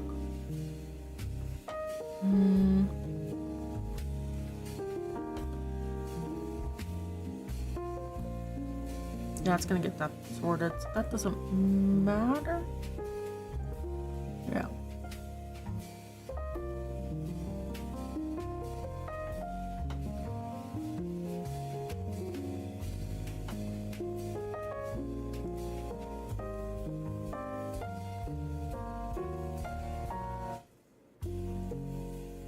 This doesn't really matter if you can't see it, but it's fine. Sometimes it's better to put it than not.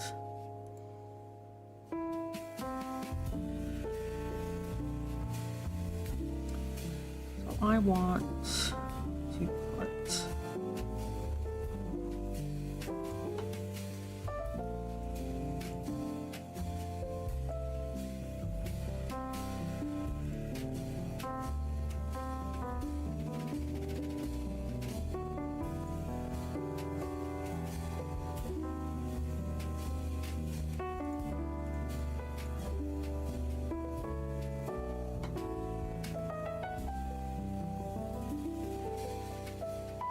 Nice big yellow field. Hi, Colt. How are you doing?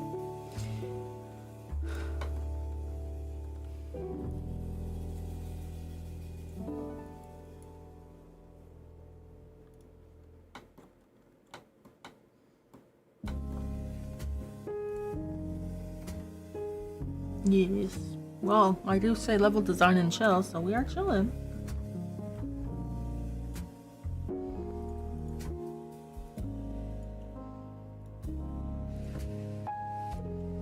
Why is there like a wherever that is? Ah.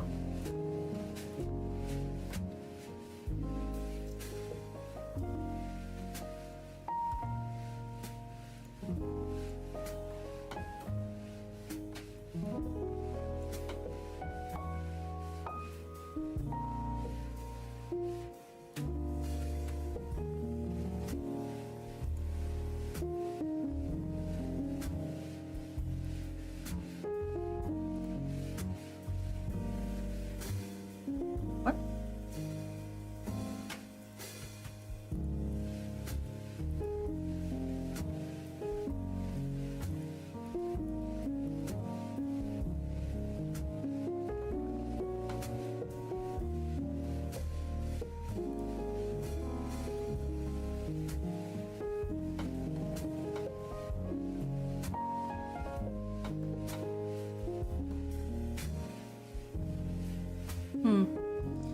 Any plans for 1K followers? Yeah, I did say, so YouTube and Twitch looks like we're gonna get 1K on both at the same time. So I was thinking of doing a Q&A video for 1K followers, and then probably community game night.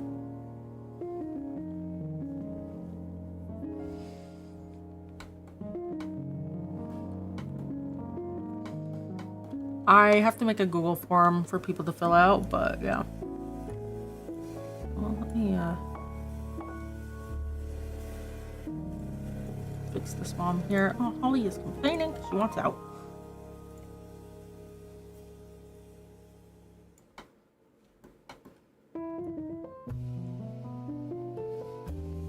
Fine. I don't care if it's grass. As long as it's not white.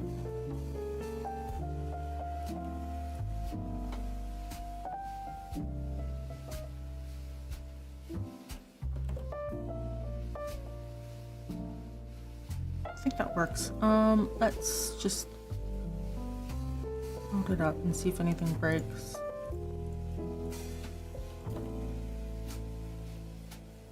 Do you have to go out? She's like, yes, mother.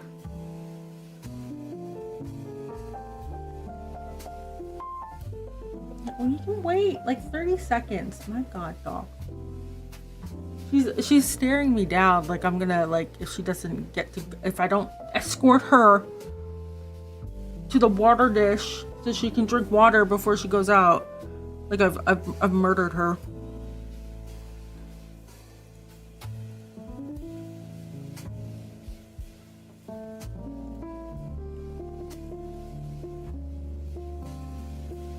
$11 p.m. here. Oh, good night. Have a good flight. The current tiling system you saw on YouTube video, replicating it from scratch. Oh, I see. How's it going with that? Let's see here. Oh, that looks terrible. There might be too much in here.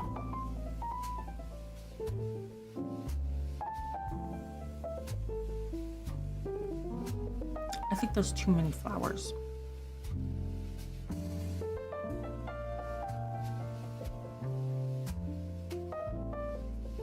Let me let the dog out. Here, we can look. Look, world map. World map. I'll be back.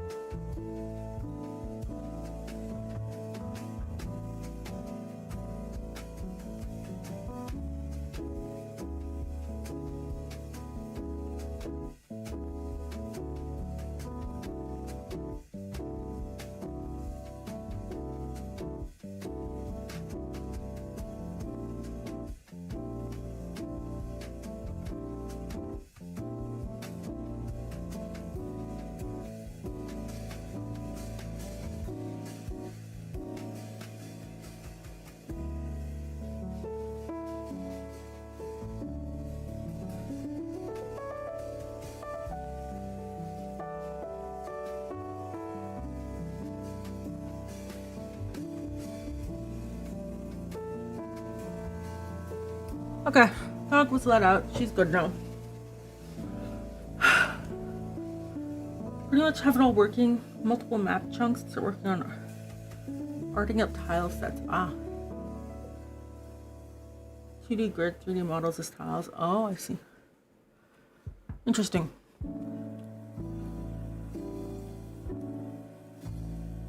Yeah, I feel like this is too much. An interesting side about VTubers. That could mean anything. Let me actually...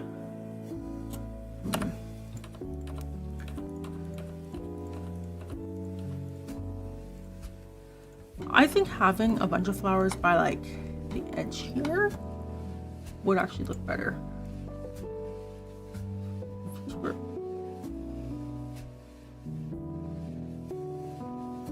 I'm disgusted.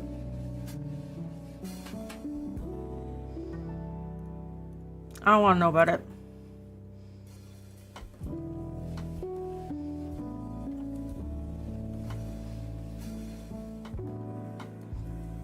You want to do UI now? Or at least name.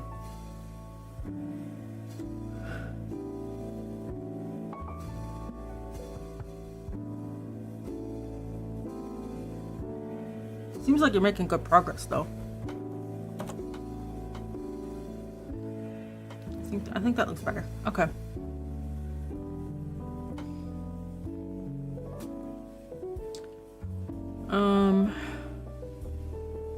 Let me commit.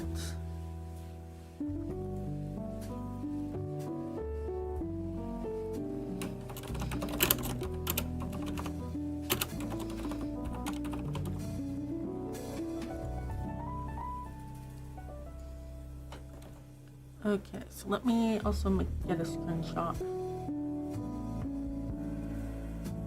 Yeah, I think my braces just feel weird because they broke. I think what I'm feeling is the teeth moving back into place.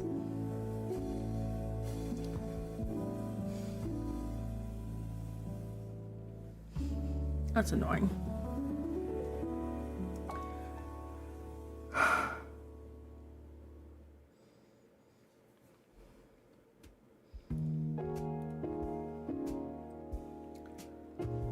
I had to release an update to the Lunchbox mod this week. Well, yesterday.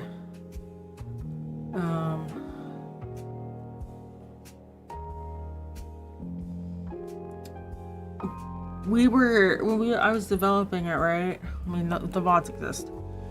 I wanted to make it so the block would glow when you place it down, right? And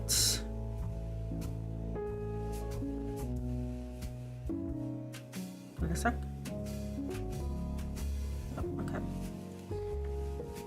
and it's so frustrating.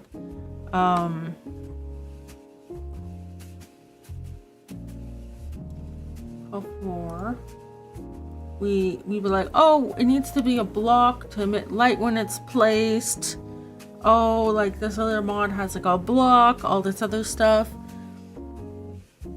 Let me change it to be a block instead of an item. Yeah, well, you know, changing it to a block meant that when you place the backpack, your inventory got deleted.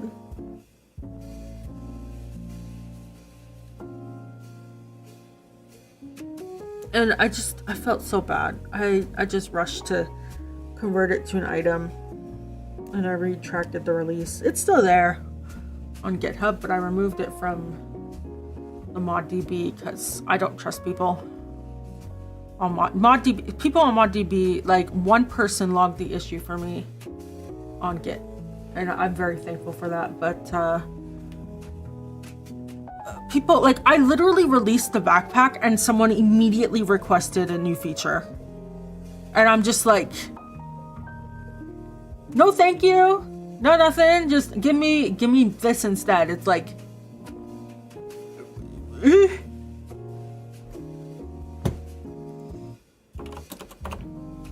so since people can't follow instructions on that goddamn site, I opted for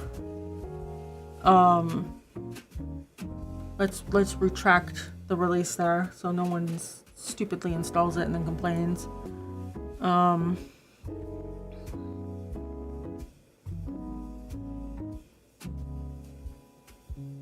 mean, you can install it from Git. I figure if you can use Git, you're good. But yeah, I rushed to get that done. I haven't heard anything since. No one's commented, so I guess it's okay. I don't know. I'll figure out how to make the item glow again. I decompiled the mod we were looking at to see what the code looks like. It looks terrible. You know how we were looking at, like, oh, do we have to duplicate ground storage in order to get the light to emit? Basically, yeah. And I don't want to deal with that. Maybe I'll make a patch. I'm considering just making a patch for ground storage to copy the light information over to the entity when it gets put down. It would be so much easier. I'll go shove it in a utility mod for people.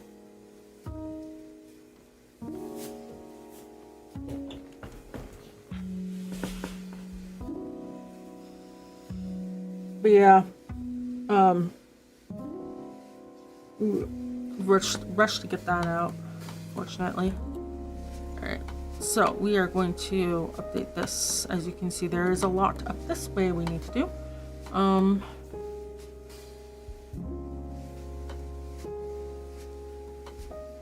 Right, so let's start with, we'll just have to duplicate this section, I think. The tiling system is pretty unique. It's not access aligned. It's actually based on placing tiles on quads of a quad mesh and having a free transform. Those are words.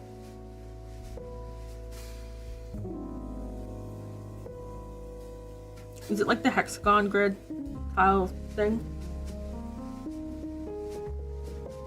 That,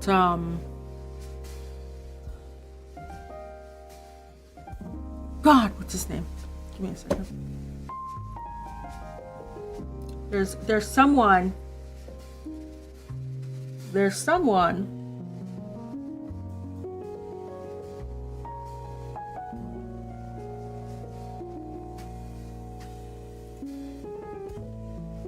Who am I following? That's this person.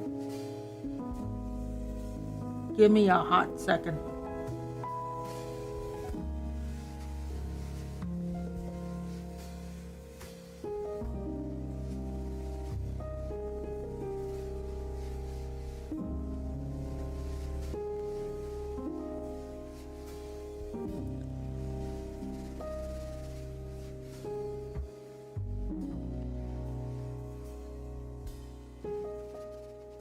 I know they're on Blue Sky. Where are they?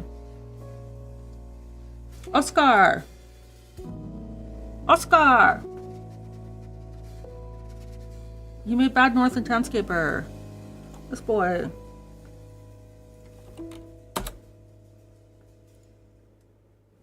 Where's YouTube?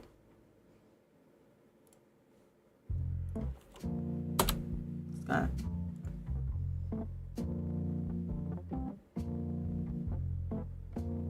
That's a very interesting URL, YouTube. Anyways, him. It's called the dual grid concept. He's done some talks on it. Very useful.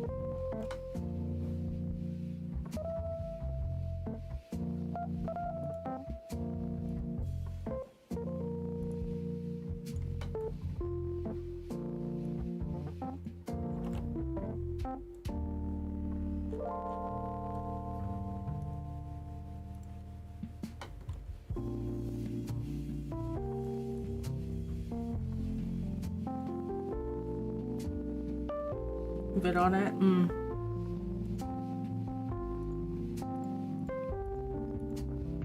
Yeah, the tech stuff he does is very interesting. All right, where am I placing this?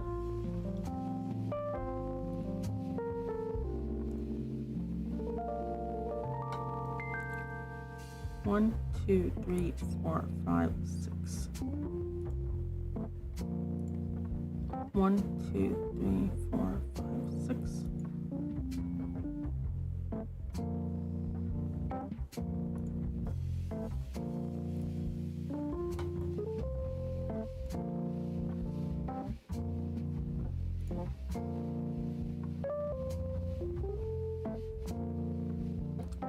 $551.10.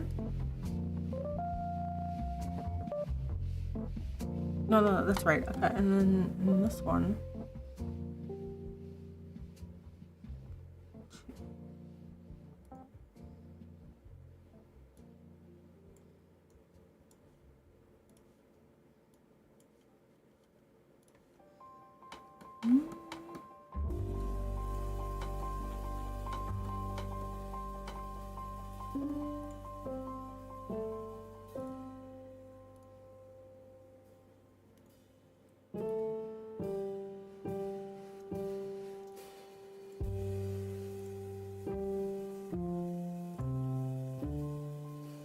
Like that. Okay.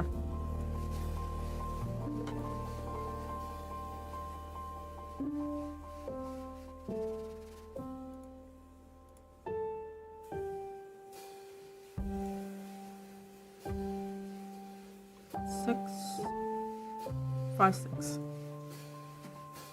Yeah. Okay. That's correct.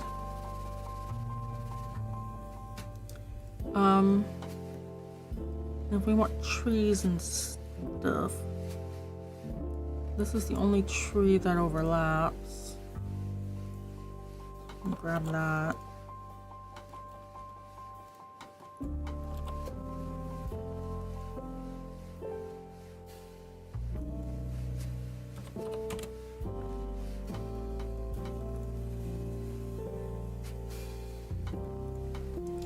And then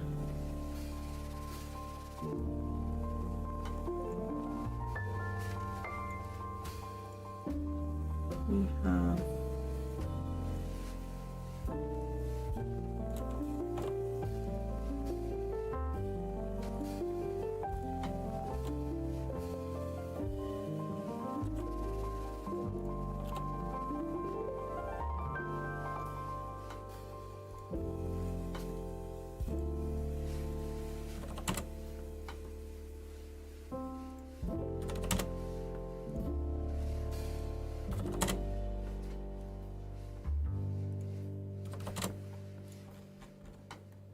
so, okay, cool.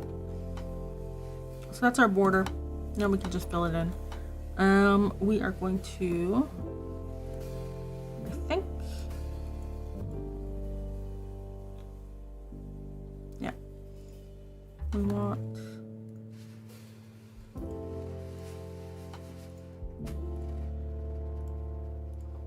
like so. I'll replace inside the city after. So purely in terms of trees, so what I want to do is we're gonna have pine trees here, right?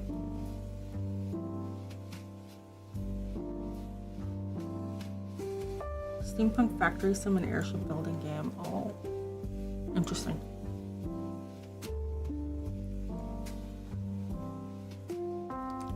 That's unique, I think.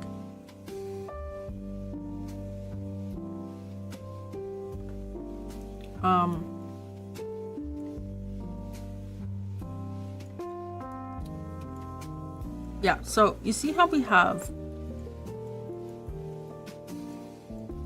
like, this is supposed to be pine zone, right? We have a couple pine trees here and here, kind of to tie in. We'll probably put in a couple over here as well. But for the most part, this area has oak and the smaller trees, right? I want to transition to the birch trees because we haven't used them yet, and I feel like having this sort of area here be like birch, or not birch, beech. Lots of beech, because the shape of the beech tree, I'll show you here.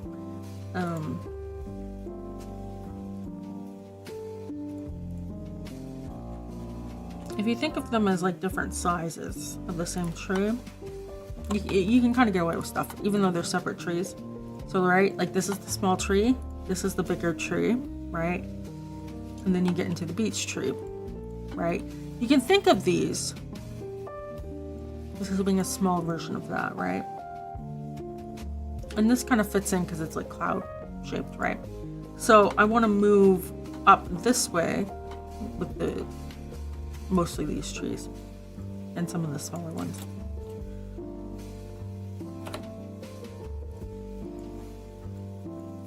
Up along this edge. And then I want a lot of Scots pine, I think, up here.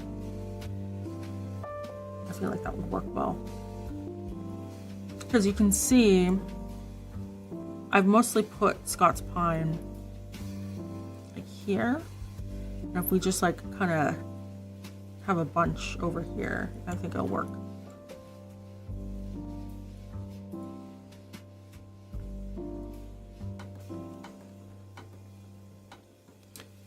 So with that being said, because the beech trees are the largest, let's put,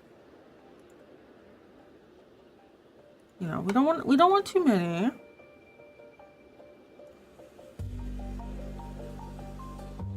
But just a couple to be like, yep, we're moving into like a different tree area, right? And then, because you can kind of see it.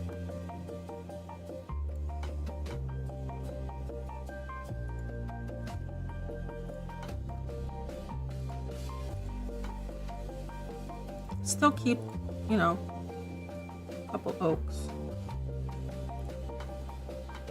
I need to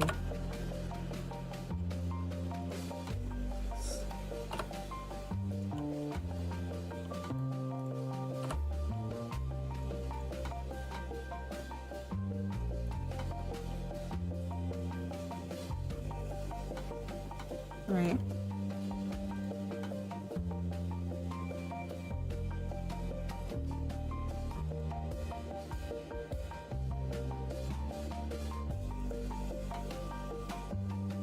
Not too many. I feel like that even might be too many trees.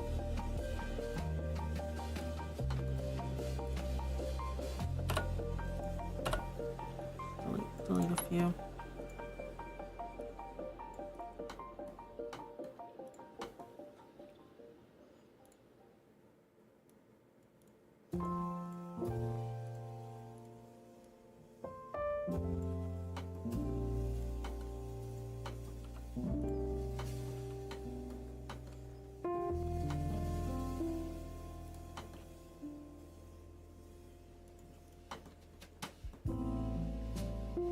Yeah, I think that's better. Okay. You really like Haru?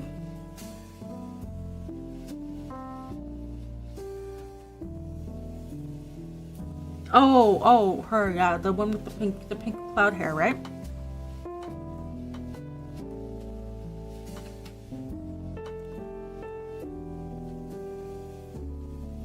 She's cute.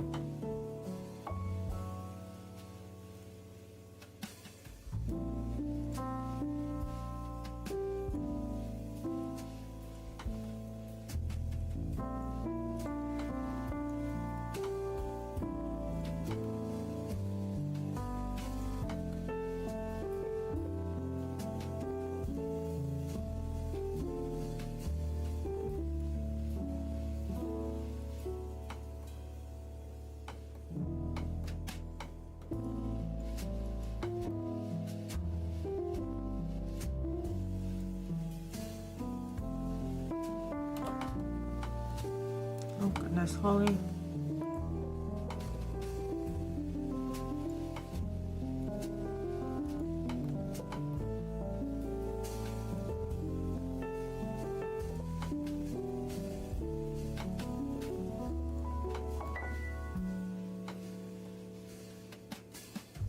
I think that's good. Imagine. What are you doing? Yeah, hi Holly. Yes. Oh my goodness, that's your toy. It sure is. Can I not finish this? She's like, no. No. You must play.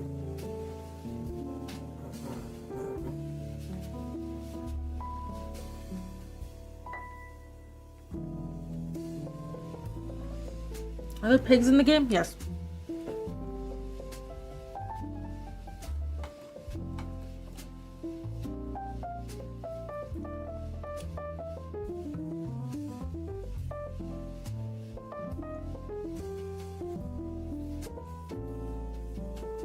Behind the what? Mm-hmm.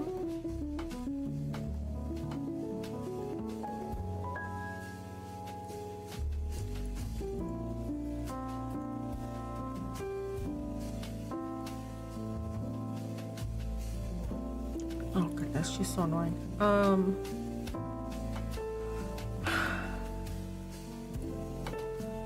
Let's put some dirt patches.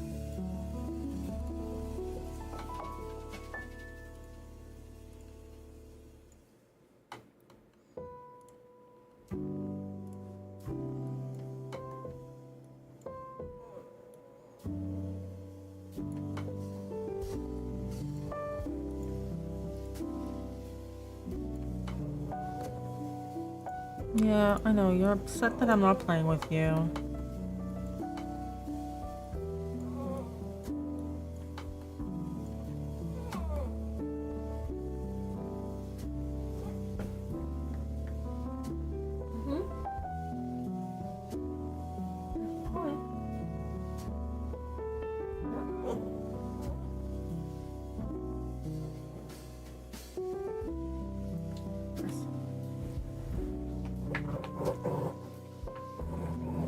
I'm just gonna let her make noise. I can't play tug with her. Even though that's really what she wants to play.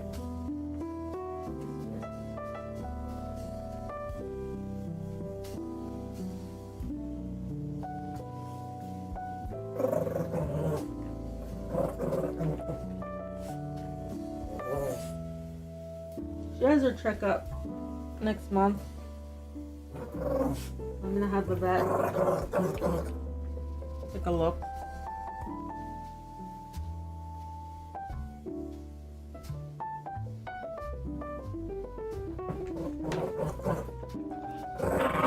The thing is like,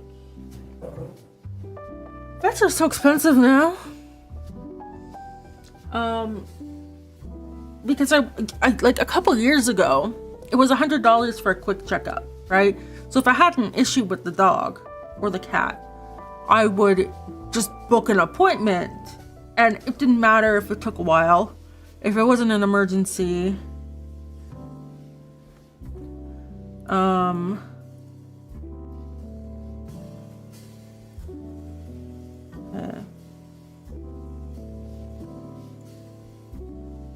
Great. Well, $100. Then I would just take them, right? Because I'd rather just take them for $100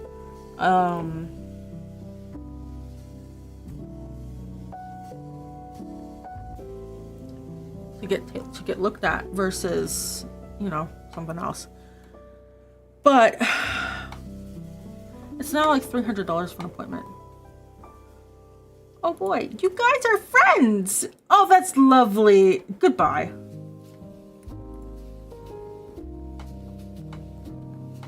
Okay. Fucking hell.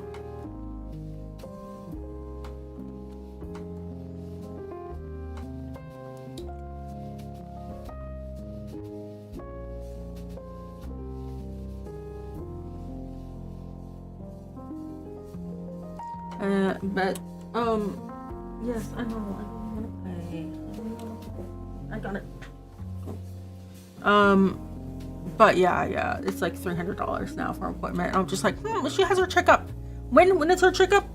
3 weeks? I can wait 3 weeks. She's good.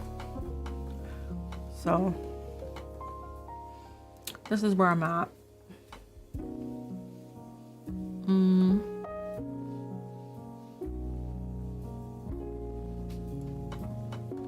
Okay, so let's do rocks because we want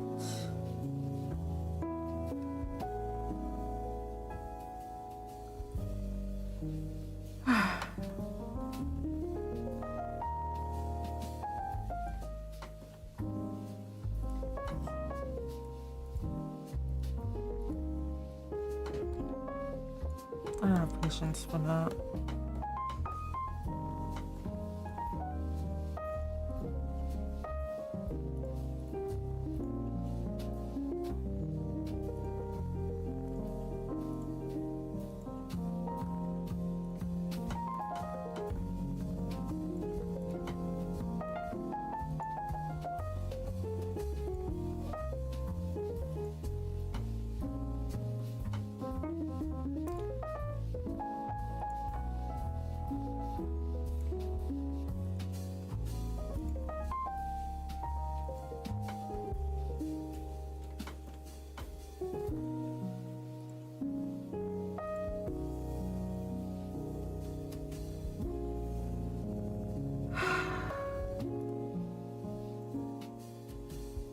Oh, now you're just ban invading.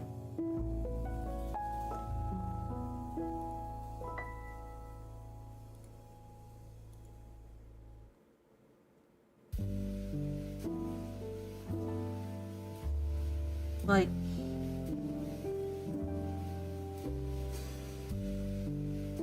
I'm trying to do shit, man. Go away.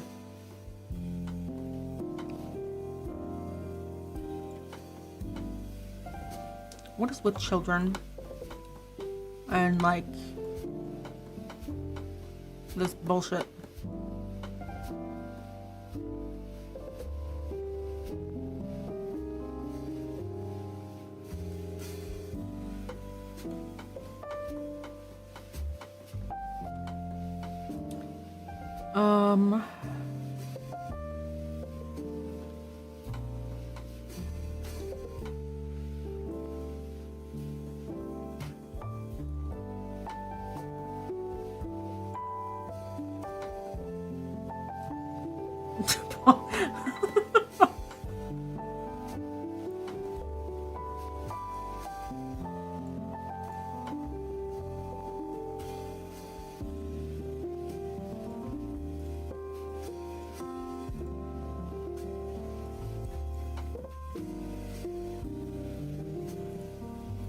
Temporarily turn that off so I can see.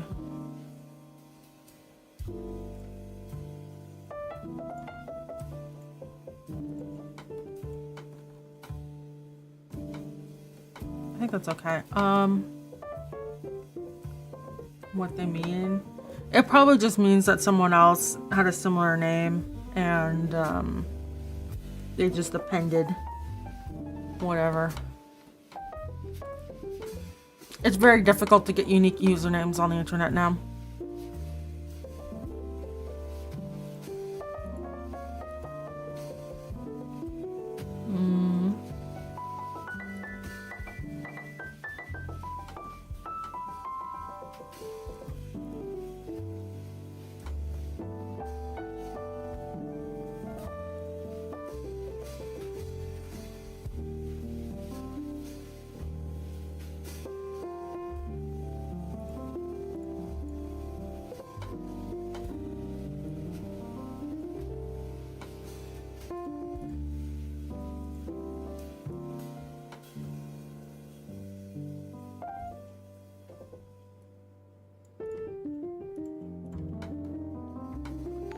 Thank you for photoing.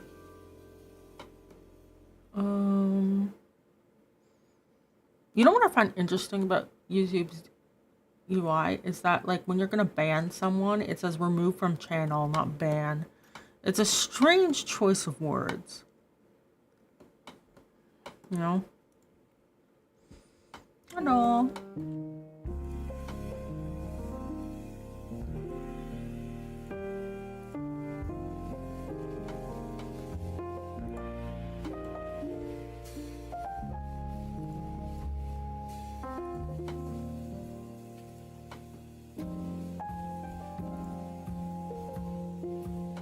So I think I'm gonna want a lot of greenery up here because there's a lot of flowers here. Let's put some logs and stuff.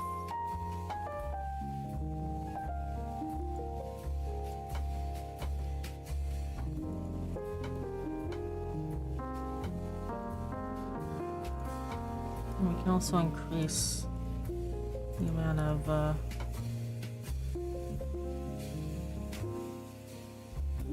those we got going on.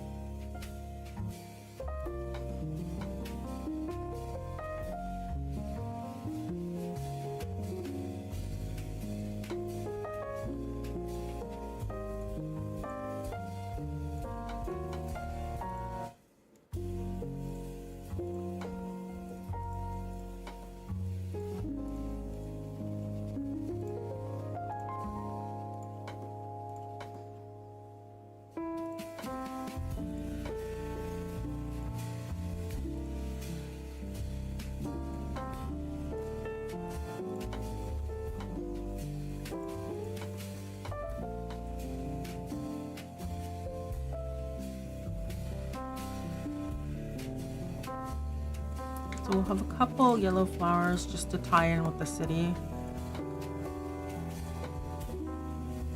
Not like too many. Right. Like we have a couple here.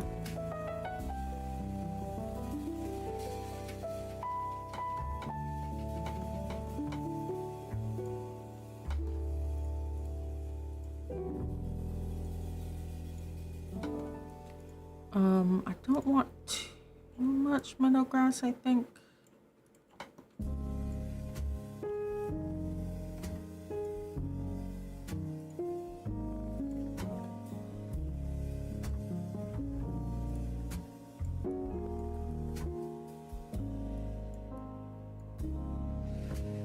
Because it's supposed to fade out on this side.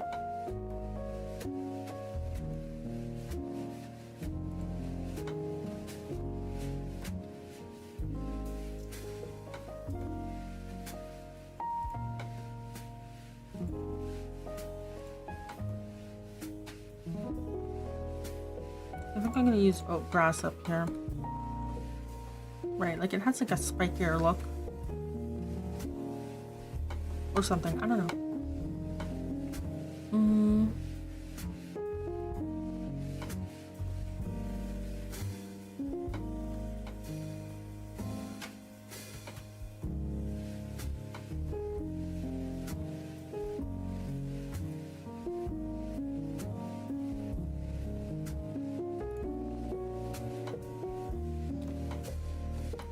Okay, so let's do in the city.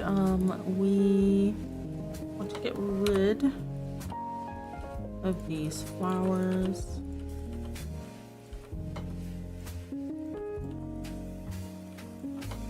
And the bushes. And this tree, I'm gonna replace that with an oak.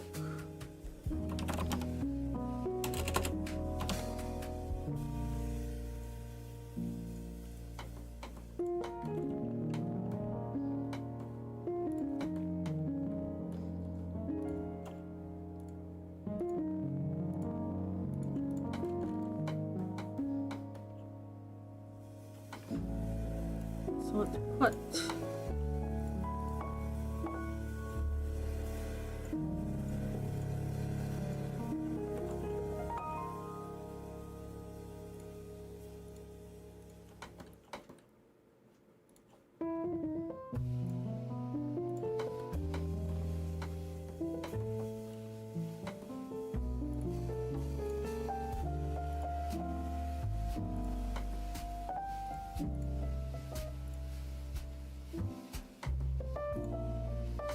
Just like, I think little hints of it popping out helps a lot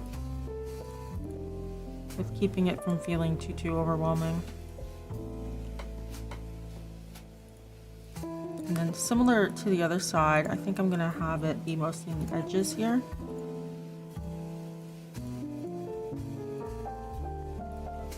Versus taking up the whole space.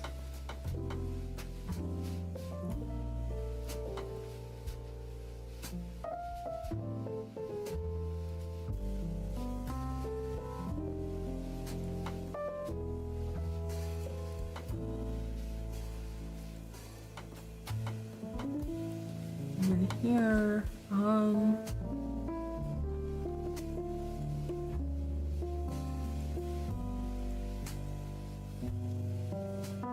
I know I had it like this.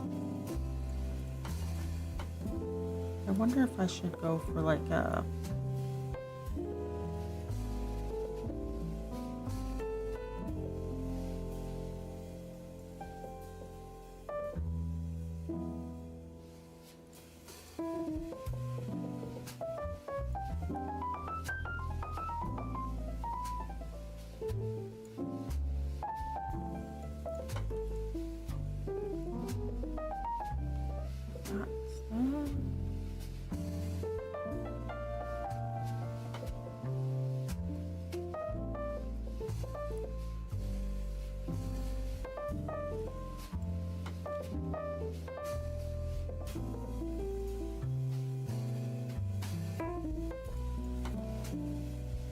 I think that looks a bit nicer, actually.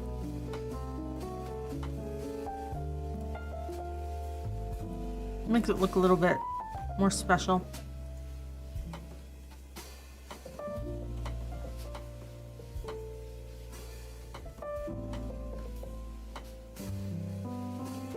Yeah, and then we move away from, because this is going to be a heavy detail area for the I want a big meadow of this, similar to what I've got over here.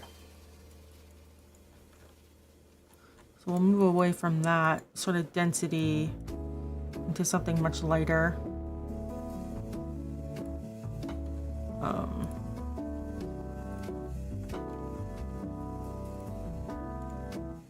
Up here.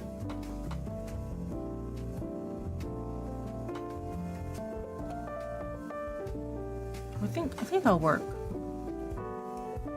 Let me just put that back on.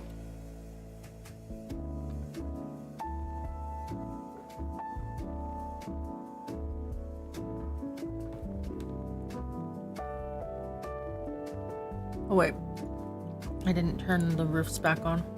There we go.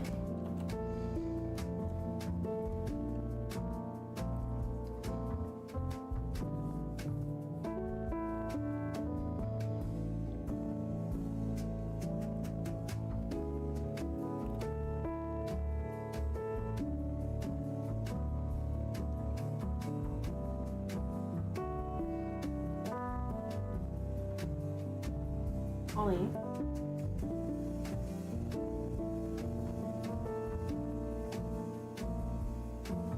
She's just sitting there licking the blanket. Like, what?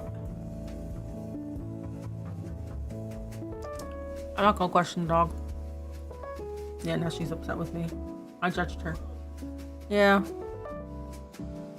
It's my mistake for judging you.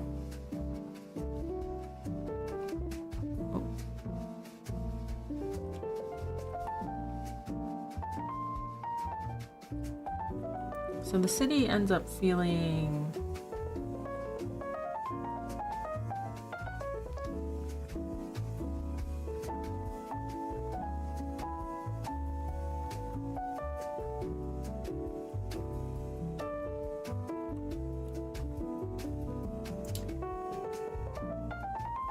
why is that not?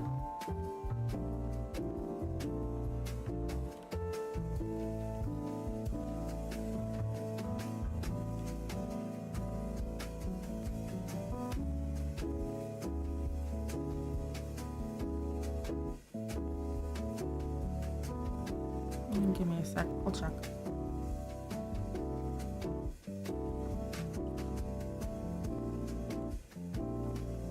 Anyways, let's check outside.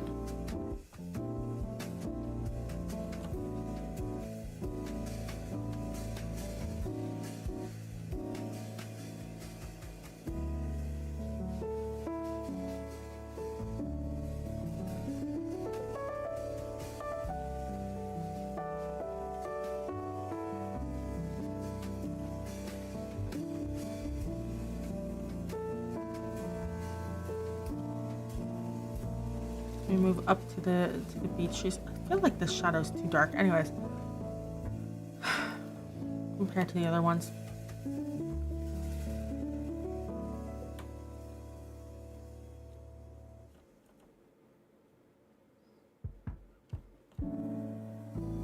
Yeah, I think that feels good. Okay, so what is going on here?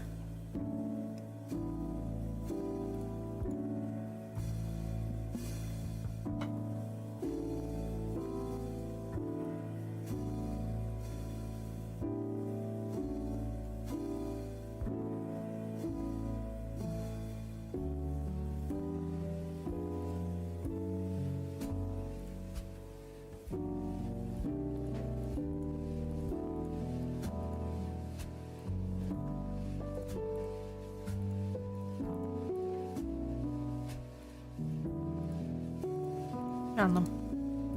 Okay, duplicate. I'm gonna plop that down in here. Just turn everything off. Let's erase everything.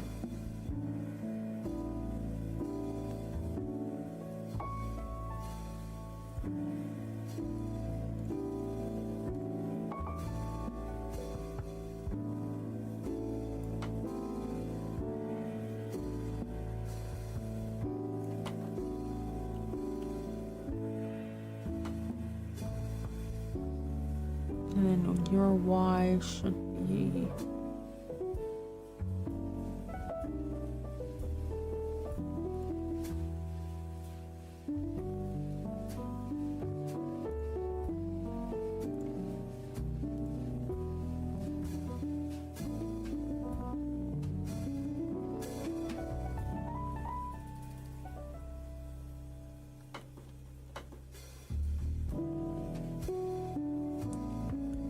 two 955. That should be fine.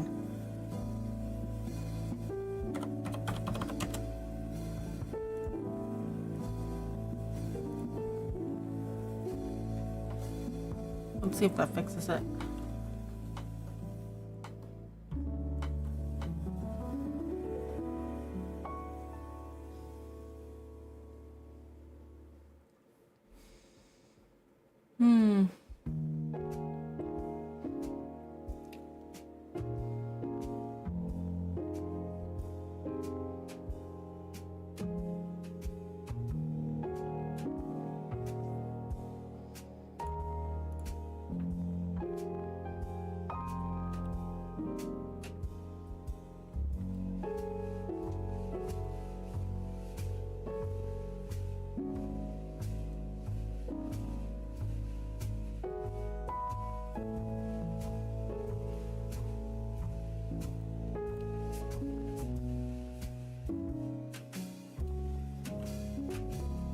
Oh, it's fine now.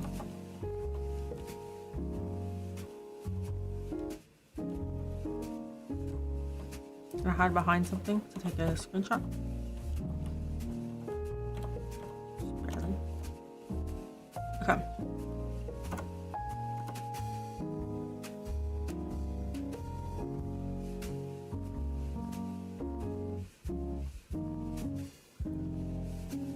Do I have screenshots for...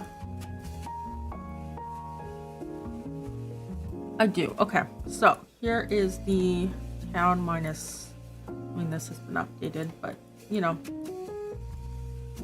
this is what it used to look like. Okay.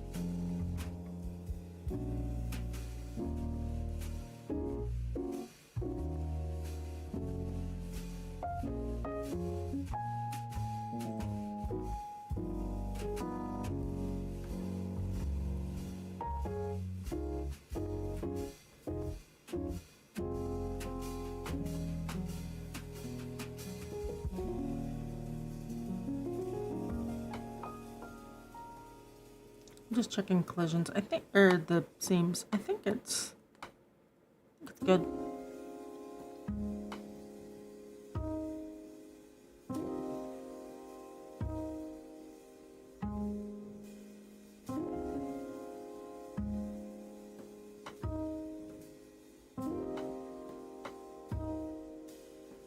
Okay, so we're gonna save and export.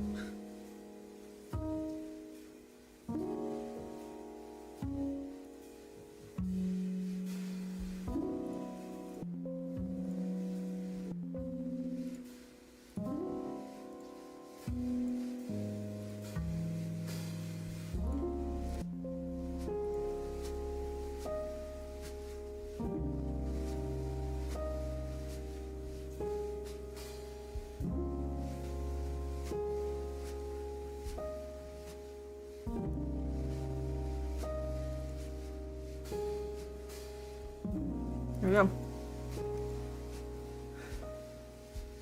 So you can see how tall, like the beech trees, like will go up. Like that was just one map, right? This one section, and it like filled in like most of this area. So having a bunch of beech trees go up to like here isn't like tons. It's, you know. Also, they're huge trees. Look at how big they are in comparison. So yeah, there's the city updated. I think it looks better. I think it looks more unique in terms of vegetation.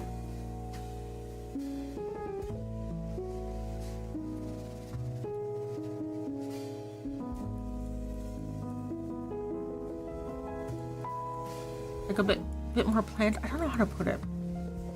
Like obviously, like I feel like the estate here looks nicer, but also just having the flowers be all over is a nice touch, especially in between the buildings like this.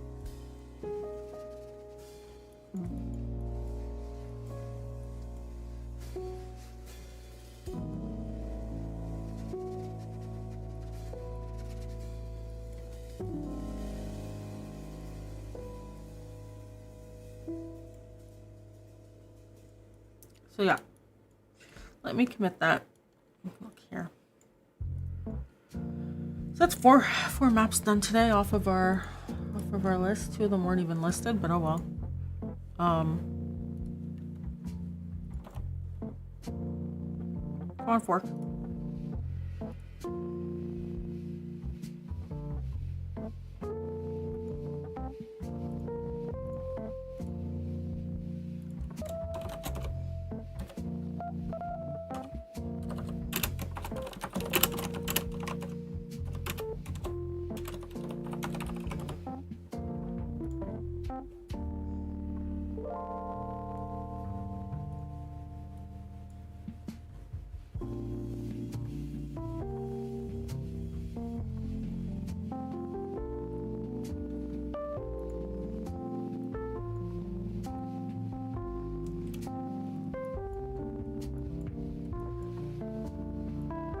So you can kind of see in terms of what we have remaining for updating this region. We have this town here, which is this one, and this one, which fills in quite a bit.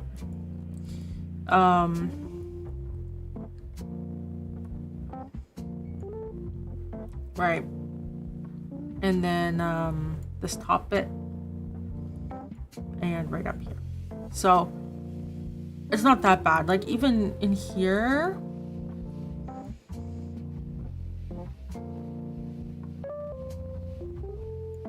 I feel like the biggest change I'm gonna make, like I'm gonna change some of the trees, not these ones. I think these are fine. Those are there on purpose. But like this I'm gonna change for sure. I'm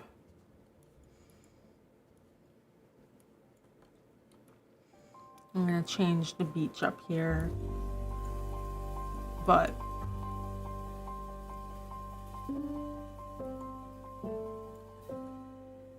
we're getting there.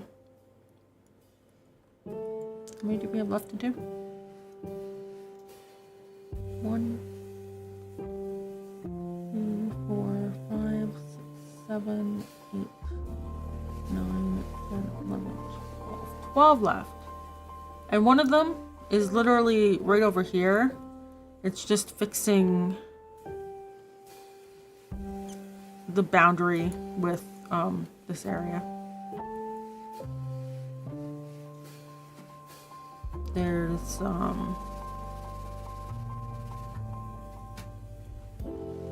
I forget where it is, but the boundary has to be fixed.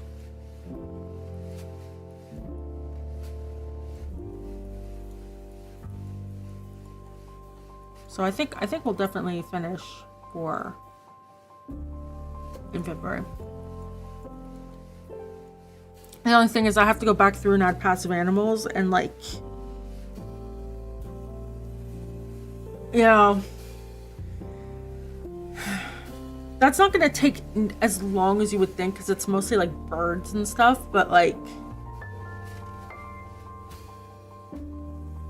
I have to go over the maps again, you know.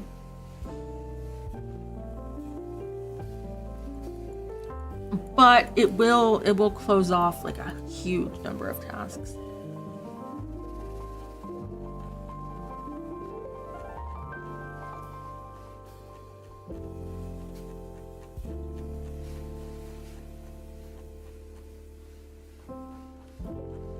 Like a huge number of tasks is fixing the overworld and adding the passive animals. And then after that, it's like add enemies, add treasure chests, which will come last. I need to get the story all in, and because I imagine that I'm going to go back to these areas and add in like story things. Like for example, I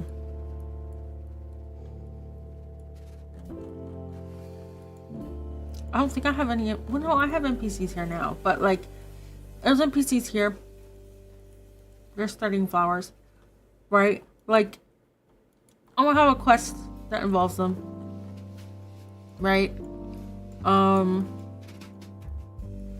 Might have some quests revolving around the steam plant, right? Maybe I need to, you know, like I have like a little tent here. Maybe I need like more tents, pitch tents around, or you know, like we have some tents over here. I need to update the ground here. Anyways, this is technically part of Winnowa, so I'm not touching it right now.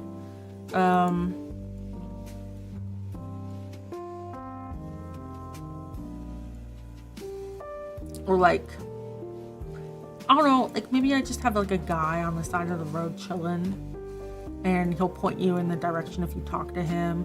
Like I don't have any signs anywhere, so there's signs like this. I just don't have signs. Like, I'm gonna have to come back and add little details here and there, but it's like a very good slate for all that.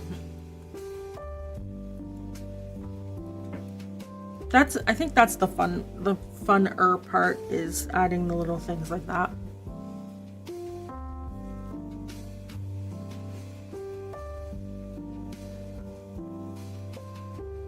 You know?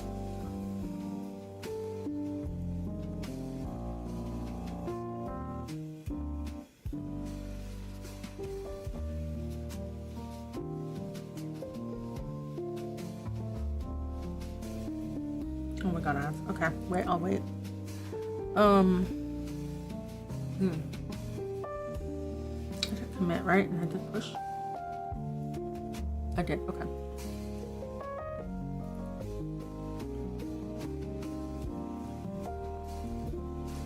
We close that.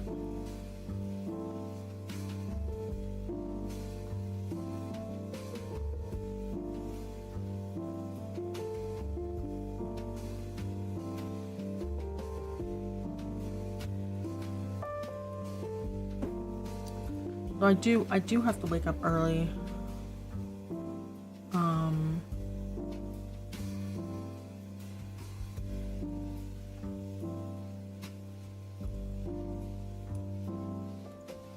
I have to wake up very early, actually, now that I think about it. Can you imagine waking up early? Terrible.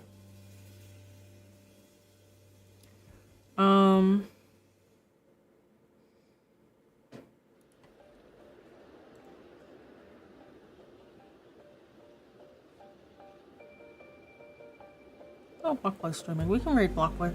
I'll just wait until ads finish and say goodbye. I'm very happy with how things are coming along.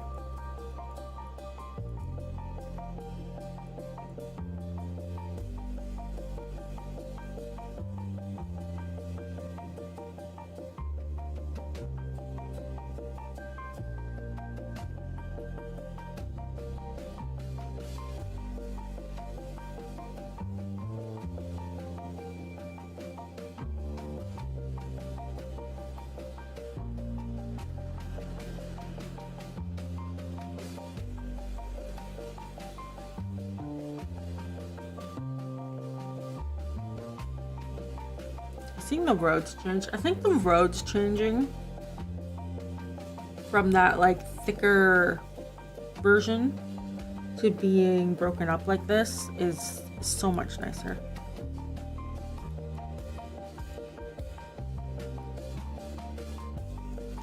I mean, I'm gonna keep them as is here.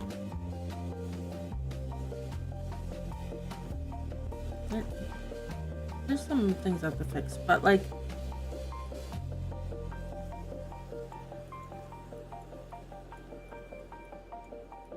because we also have the thicker ones here, even though you can't see it as well.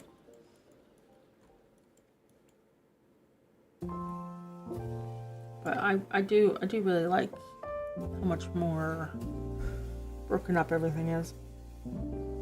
It feels a lot better. I can't believe, you know, wait, give me a second. Ads are over. Okay. I can't believe, like, looking at the map here, like, I did this so long ago, right? And I see so many issues with it, but like, I had it so long ago.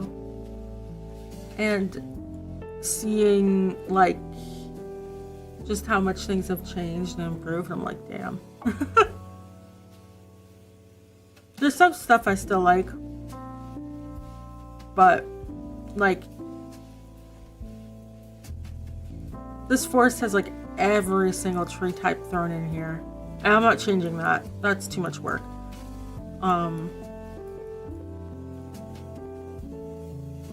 Just the sheer number of trees. And they aren't like transitioned like this or anything. There's no method to the madness. There's such a big beach.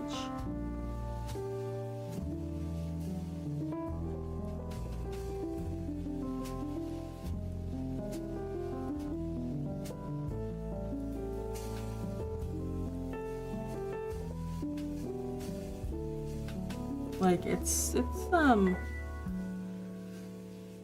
really interesting to see how far it's come. I hope when I do the demo update later this year with the new updates to the world map that you can feel the difference. Like this over here, for example, is supposed to be like a big flower field, right? And you look at this, which I did ages ago, and you compare it with this.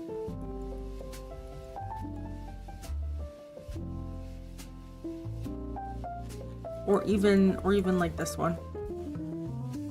Like the density is just not, or this, like the density is not there, you know?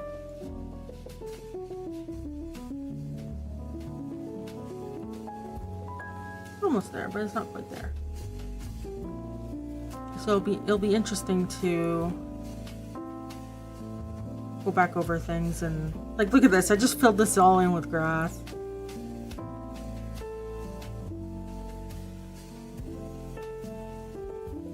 Like, look how big these fields are. By the way, you could get stuck in these fields so easily. They're such a pain. Like, I'm gonna make them much smaller.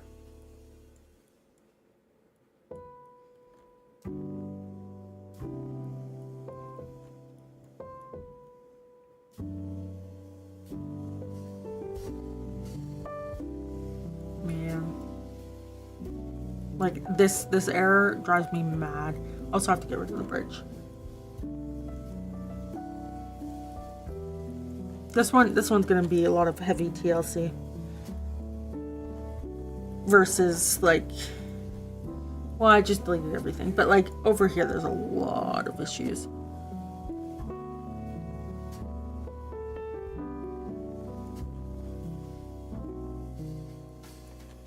But yeah, anyways.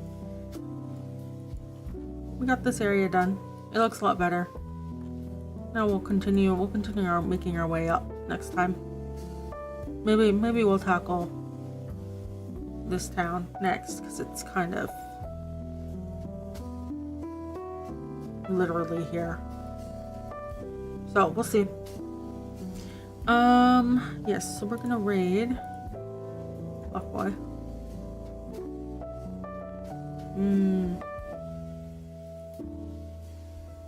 Well, thank you for joining, everyone. I'll see you guys on Saturday for Stray Children. Hopefully I won't be exhausted this time, and we can actually make some progress in the game. Yeah, have a good rest of your week. See you on Saturday. Good night. Goodbye.